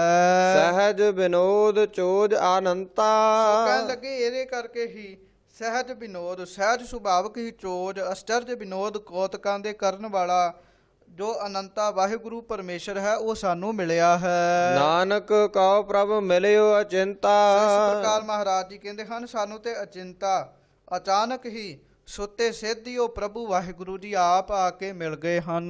ਕਹੋ ਨਾਨਕ ਕੀਰਤ ਹਰ ਸਾਚੀ। ਸੋ ਇਸ ਪ੍ਰਕਾਰ ਮਹਾਰਾਜ ਜੀ ਧੰਨ ਗੁਰੂ ਅਰਜਨ ਦੇਵ ਸਾਹਿਬ ਜੀ ਕਿਰਪਾ ਕਰ ਰਹੇ ਹਨ। ਭਾਈ ਵਾਹਿਗੁਰੂ ਜੀ ਦੀ ਜਿਹੜੀ ਕੀਰਤੀ ਹੈ ਉਹ ਸੱਚੀ ਕੀਰਤੀ ਹੈ, ਉਸ ਦਾ ਸੱਚਾ ਹੀ ਲਾਭ ਪ੍ਰਾਪਤ ਹੁੰਦਾ ਹੈ। ਬਹਰ ਬਹਰ ਤਿਸ ਸੰਗ ਮਨ ਰਾਚੀ। ਇਸ ਕਰਕੇ ਕਹਿਣ ਲੱਗੇ ਬਾਰ-ਬਾਰ ਸਾਡਾ ਮਨ ਵਾਹਿਗੁਰੂ ਜੀ ਦੀ ਕੀਰਤੀ ਵਿੱਚ ਹੀ ਜਾਂਦਾ ਹੈ। ਰਹਾਉ ਵਿਸਰਾਮ ਦੇ ਕੇ ਮਹਾਰਾਜ ਜੀ ਕਿਰਪਾ ਕਰਦੇ ਹਨ। ਅਚਿੰਤ ਹਮਾਰਾ ਭੋਜਨ ਭਾਉ। ਸੋ ਮਹਾਰਾਜ ਜੀ ਕਹਿੰਦੇ ਹਨ ਅਚਿੰਤ ਅਚਾਨਕ ਹੀ ਸਾਨੂੰ ਭਾਉ, ਭਾਵ ਗਿਆਨ ਰੂਪੀ ਭੋਜਨ ਭਾਈ ਸਤਿਗੁਰਾਂ ਦੇ ਕੋਲੋਂ ਪ੍ਰਾਪਤ ਹੋਇਆ ਹੈ। ਅਚਿੰਤ ਹਮਾਰਾ ਲੀਚਾ ਨਾਉ। ਸੋ ਅਚਿੰਤ ਹਮਾਰਾ ਲੀਚਾ ਨਾਉ ਕਹਿਣ ਲੱਗੇ ਅਚਾਨਕ ਹੀ ਪਤਾ ਹੀ ਨਹੀਂ ਲੱਗਾ। ਕਹਿਣ ਲੱਗੇ ਅਚਿੰਤ ਪ੍ਰਮਾਤਮਾ ਦਾ ਨਾਮ ਲਿੱਤਾ ਜਾਂਦਾ ਹੈ।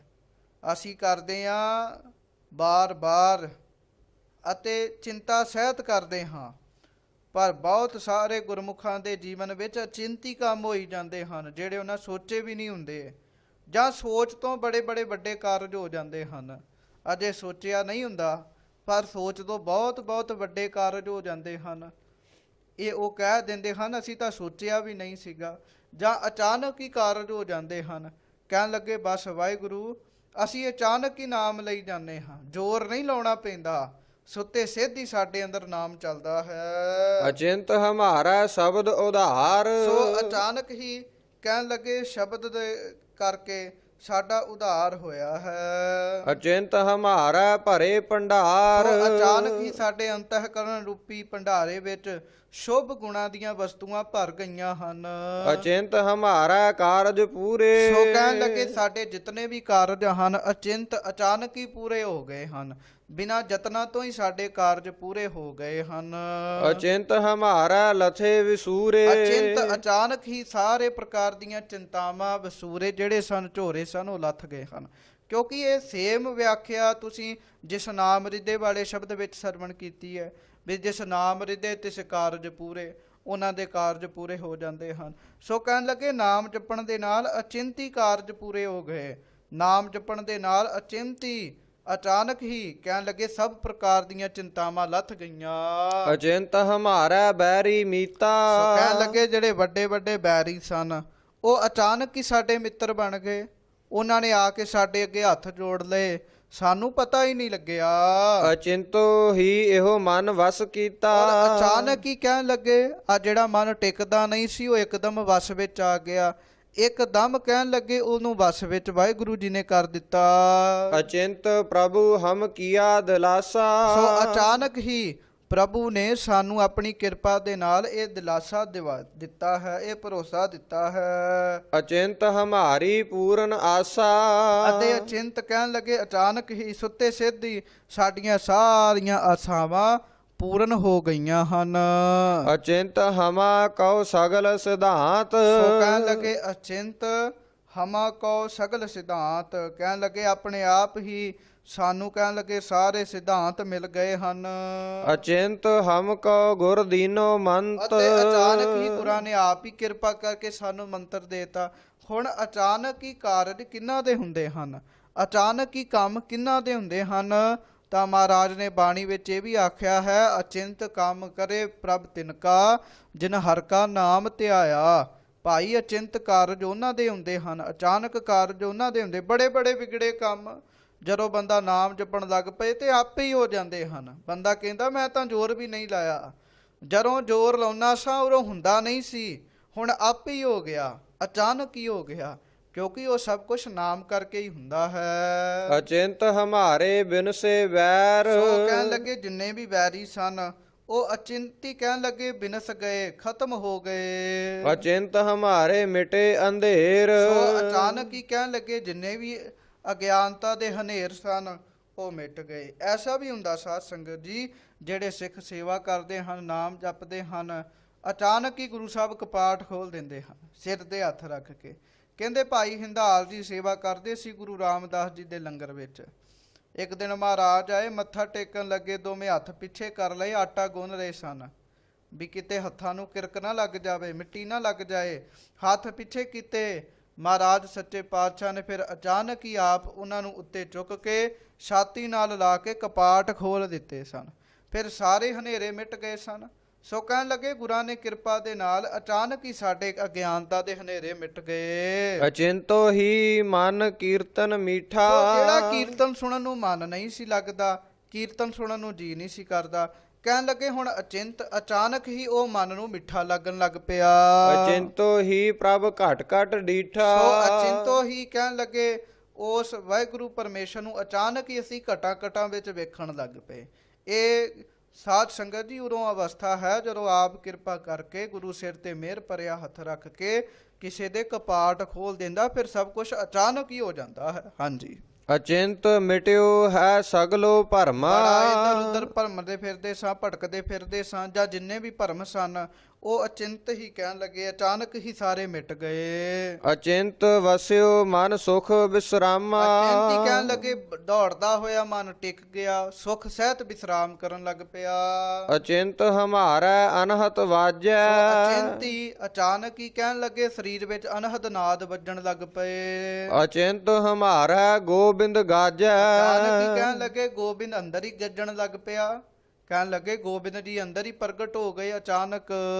ਅਚਿੰਤ ਹਮਾਰਾ ਮਨ ਪਤਿਆਨਾ। ਅਚਿੰਤ ਅਚਾਨਕ ਹੀ ਕਹਿਣ ਲੱਗੇ ਮਨ ਨੂੰ ਭਰੋਸਾ ਵੱਧ ਗਿਆ ਵਾਹਿਗੁਰੂ ਜੀ ਦੇ ਉੱਤੇ। ਹਾਂਜੀ। ਨਿਹਚਲ ਧਨੀ ਅਚਿੰਤ ਪਛਾਨਾ। ਔਰ ਅਚਾਨਕ ਹੀ ਕਹਿਣ ਲੱਗੇ ਅਚਿੰਤ ਸੁੱਤੇ ਸਿੱਧ ਹੀ ਉਸ ਵਾਹਿਗੁਰੂ ਪਰਮੇਸ਼ਰ ਨੂੰ ਨਿਹਚਲ ਧਨੀ ਅਸੀਂ ਜਾਣਿਆ ਹੈ। ਅਚਿੰਤੋ ਉਪਜਿਓ ਸਗਲ ਵਿਵੇਕਾ। ਕਹਿਣ ਲੱਗੇ ਪਹਿਲਾਂ ਤਾਂ ਕੋਈ ਵੀ ਗਿਆਨ ਨਹੀਂ ਸੀ, ਕੋਈ ਵੀ ਧਿਆਨ ਨਹੀਂ ਸੀ ਸਾਡੇ ਵਿੱਚ, ਕਿਸੇ ਪ੍ਰਕਾਰ ਦਾ ਗਿਆਨ ਨਹੀਂ ਸੀ, ਪਰ ਅਚਿੰਤੀ ਪਤਾ ਹੀ ਨਹੀਂ ਲੱਗਾ। ਕਹਿਣ ਲੱਗੇ ਸਤਿਗੁਰਾਂ ਨੇ ਐਸੀ ਕਿਰਪਾ ਕੀਤੀ, ਸਾਰਾ ਵਿਵੇਕ ਉਪਜਿਓ ਅੰਦਰ ਪੈਦਾ ਹੋ ਗਿਆ। ਅਚਿੰਤ ਚਰੀ ਹੱਥ ਹਰ ਹਰ ਟੇਕਾ। ਕਹਿਣ ਲੱਗੇ ਅਚਿੰਤ ਸੁੱਤੇ ਸਿੱਧ ਹੀ ਸਾਡੇ ਹੱਥ ਵਿੱਚ ਉਸ ਵਾਹਿਗੁਰੂ ਪਰਮੇਸ਼ਰ ਦੀ ਜਿਹੜੀ ਟੇਕ ਹੈ, ਜਿਹੜਾ ਆਸਰਾ ਹੈ, ਉਹ ਚੜ ਗਈ ਹੈ। ਭਾਵ ਸਾਡੇ ਮਨ ਵਿੱਚ ਉਸ ਵਾਹਿਗੁਰੂ ਦੀ ਚਰੀ ਭਾਵ ਉਹਦੀ ਟੇਕ ਪ੍ਰਾਪਤ ਹੋਈ ਹੈ ਸਾਨੂੰ। ਅਚਿੰਤ ਪ੍ਰਭੂ ਧੁਰ ਲਿਖਿਆ ਲੇਖ। ਸੋ ਅਚਿੰਤ ਪ੍ਰਭੂ ਨੇ ਮੁੱਢ ਤੋਂ ਹੀ ਸਾਡੇ ਕਹਿਣ ਲੱਗੇ ਇਹ ਮੱਥੇ ਚੰਗੇ ਲੇਖ ਲਿਖੇ ਸਨ ਅਚਿੰਤ ਵਾਹਿਗੁਰੂ ਨੇ। ਅਚਿੰਤ ਮਿਲਿਓ ਪ੍ਰਭ ਠਾਕੁਰ ਏਕ। ਸੋ ਅਚਿੰਤ ਜਿਸ ਨੂੰ ਕਿਸੇ ਪ੍ਰਕਾਰ ਦੀ ਚਿੰਤਾ ਨਹੀਂ ਹੈ, ਕਹਿਣ ਲੱਗੇ ਉਹ ਵਾਹਿਗੁਰੂ ਪਰਮੇਸ਼ਰ ਸਾਨੂੰ ਉਹ ਠਾਕੁਰ ਜੀ ਮਿਲ ਗਏ। ਚਿੰਤ ਅਚਿੰਤਾ ਸਗਲੀ ਗਈ। ਸੋ ਇਸ ਪ੍ਰਕਾਰ ਚਿੰਤ ਅਚਿੰਤਾ ਕਹਿਣ ਲੱਗੇ ਉਸ ਵਾਹਿਗੁਰੂ ਪਰਮੇਸ਼ਰ ਨੂੰ ਯਾਦ ਕਰਕੇ, ਉਸ ਅਚਿੰਤੇ ਵਾਹਿਗੁਰੂ ਨੂੰ ਚੇਤਾ ਕਰਕੇ ਸਗਲੀ ਗਈ, ਜਿਹੜੀ ਚਿੰਤਾ ਸੀ ਉਹ ਸਾਰੀ ਚਲੇ ਗਈ। ਪ੍ਰਭ ਨਾਨਕ ਨਾਨਕ ਨਾਨਕ ਮਈ। ਸੋ ਹੁਣ ਤਾਂ ਮਹਾਰਾਜ ਕਹਿੰਦੇ ਹਨ ਹਰ ਪਾਸੇ ਨਾਨਕ ਨਾਨਕ ਨਾਨਕ ਮਈ, ਭਾਵ ਪ੍ਰਭੂ ਹੀ ਗੁਰੂ ਨਾਨਕ ਹੈ, ਗੁਰੂ ਨਾਨਕ ਹੀ ਨਾਨਕਮਈ ਭਾਵ ਪ੍ਰਭੂ ਰੂਪ ਹੈ। ਕਿਉਂਕਿ ਇਹ ਸਾਰਾ ਕੁਝ ਮਹਾਰਾਜ ਜੀ ਗੁਰੂ ਰਾਮਦਾਸ ਜੀ ਅਤੇ ਵੱਡੇ ਗੁਰੂਆਂ ਦੀ ਸਿਫਤ ਵਿੱਚ ਲਿਖ ਰਹੇ ਨੇ। ਜਦੋਂ ਉਹਨਾਂ ਨੇ ਕਿਰਪਾ ਕੀਤੀ ਤਾਂ ਅਚਿੰਤ ਹੀ ਸਾਰੇ ਕਾਰਜ ਹੋ ਗਏ, ਭਾਵ ਅਚਾਨਕ ਹੀ ਸਾਰੇ ਕਾਰਜ ਹੋ ਗਏ। ਅਤੇ ਇੱਥੇ ਅਚਿੰਤ ਦਾ ਜਿੰਨਾ ਵੀ ਹਰ ਥਾਂ ਤੇ ਇਹਦਾ ਅਰਥ ਚਿੰਤਾ ਤੋਂ ਰਹਿਤ ਵੀ ਹੈ। ਜਿਵੇਂ ਅਚਿੰਤ ਹਮਾਰਾ ਮਿਟੇ ਅੰਧੇਰਾ, ਉਸ ਅਚਿੰਤ ਕਰਕੇ ਵਾਹਿਗੁਰੂ ਕਰਕੇ ਸਾਡੇ ਹਨੇਰੇ ਮਿਟ ਗਏ। ਅਚਿੰਤੋ ਹੀ ਮਨ ਕੀਰਤਨ ਮਿੱਠਾ, ਉਹਦੇ ਕਰਕੇ ਸਾਨੂੰ ਕੀਰਤਨ ਮਿੱਠਾ ਲੱਗਣ ਲੱਗ ਪਿਆ ਹੈ। ਅਚਿੰਤ ਮਿਟਿਓ ਹੈ ਸਗਲੋ ਪਰਮਾ, ਅਚਿੰਤ ਕਰਕੇ ਹੀ ਸਾਡੇ ਮਨੋਂ ਦੇ ਭਰਮ ਦੂਰ ਹੋ ਗਏ ਹਨ। ਅਚਿੰਤ ਵਸਿਓ ਮਨ ਸੁਖ ਵਿਸਰਾਮਾ, ਉਹ ਅਚਿੰਤ ਵਾਹਿਗੁਰੂ ਸਾਡੇ ਮਨ ਵਿੱਚ ਵਸ ਗਿਆ ਤੇ ਮਨ ਵਿਸਰਾਮ ਵਿੱਚ ਆ ਗਿਆ। ਅਚਿੰਤ ਹਮਾਰਾ ਅਨਹਦ ਵਾਜੈ, ਉਸ ਅਚਿੰਤ ਵਾਹਿਗੁਰੂ ਕਰਕੇ ਸਾਡੇ ਅੰਦਰ ਅਨਹਦ ਨਾਦ ਵੱਜ ਰਹੇ ਹਨ। ਅਚਿੰਤ ਹਮਾਰਾ ਗੋਬਿੰਦ ਗਾਜੈ, ਅਤੇ ਕਹਿਣ ਲੱਗੇ ਉਸ ਵਾਹਿਗੁਰੂ ਜੀ ਦੇ ਕਰਕੇ ਜੋ ਚਿੰਤਾ ਤੋਂ ਰਹਿਤ ਹੈ ਉਹ ਸਾਡੇ ਅੰਦਰ ਗੱਜ ਰਹੇ ਹਨ। ਸੋ ਇਸ ਪ੍ਰਕਾਰ ਮਹਾਰਾਜ ਜੀ ਕਹਿੰਦੇ ਹਨ ਪ੍ਰਭ ਨਾਨਕ ਨਾਨਕ ਨਾਨਕ ਮਈ। ਕਹਿਣ ਲੱਗੇ ਹੁਣ ਤਾਂ ਹਰ ਪਾਸੇ ਉਹ ਪਰਮੇਸ਼ਰ ਹੀ ਨਜ਼ਰ ਆਉਂਦਾ ਹੈ, ਗੁਰੂ ਨਾਨਕ ਸਾਹਿਬ ਹੀ ਉਸ ਪਰਮੇਸ਼ਰ ਦਾ ਰੂਪ ਹੀ ਮੈਨੂੰ ਦ੍ਰਿਸ਼ਟੀ ਆਪਦੇ ਹਨ, ਜਿਨ੍ਹਾਂ ਨੇ ਇੰਨੀ ਵੱਡੀ ਸਾਡੇ ਤੇ ਕਿਰਪਾ ਕਰਕੇ ਅਚਿੰਤ ਵਾਹਿਗੁਰੂ ਦੇ ਨਾਲ ਸਾਡਾ ਮਿਲਾਪ ਕਰਾ ਦਿੱਤਾ ਅਤੇ ਬਹੁਤ ਸਾਰੇ ਕਾਰਜ ਸੁੱਤੇ ਸਿੱਧ ਹੀ ਅਚਾਨਕ ਹੀ ਸਾਡੇ ਸਿੱਧ ਹੋ ਗਏ। ਸੋ ਇਸ ਪ੍ਰਕਾਰ ਧੰਨ ਗੁਰੂ ਅਰਜਨ ਦੇਵ ਸਾਹਿਬ ਜੀ ਨੇ ਕਿਰਪਾ ਕੀਤੀ ਆ। ਇੱਥੋਂ ਅਗਲੀ ਵਿਚਾਰ ਆਪ ਜੀ ਸਤਿਕਾਰਯੋਗ ਗਿਆਨੀ ਜੀ ਪਾਸੋਂ ਸਰਵਣ ਕਰਿਓ ਜੀ। ਹੋਈਆਂ ਭੁੱਲਾਂ ਚੁੱਕਾਂ ਦੀ ਖਿਮਾ ਜੀ। ਅਚਿੰਤ ਪ੍ਰਭੂ ਧੁਰ ਲਿਖਿਆ ਲੇਖ, ਅਚਿੰਤ ਮਿਲਿਓ ਪ੍ਰਭ ਠਾਕੁਰ ਏਕ। ਚਿੰਤ ਅਚਿੰਤਾ ਸਗਲੀ ਗਈ, ਪ੍ਰਭ ਨਾਨਕ ਨਾਨਕ ਨਾਨਕ ਮਈ। ਵਾਹਿਗੁਰੂ ਜੀ ਕਾ ਖਾਲਸਾ, ਵਾਹਿਗੁਰੂ ਜੀ ਕੀ ਫਤਿਹ।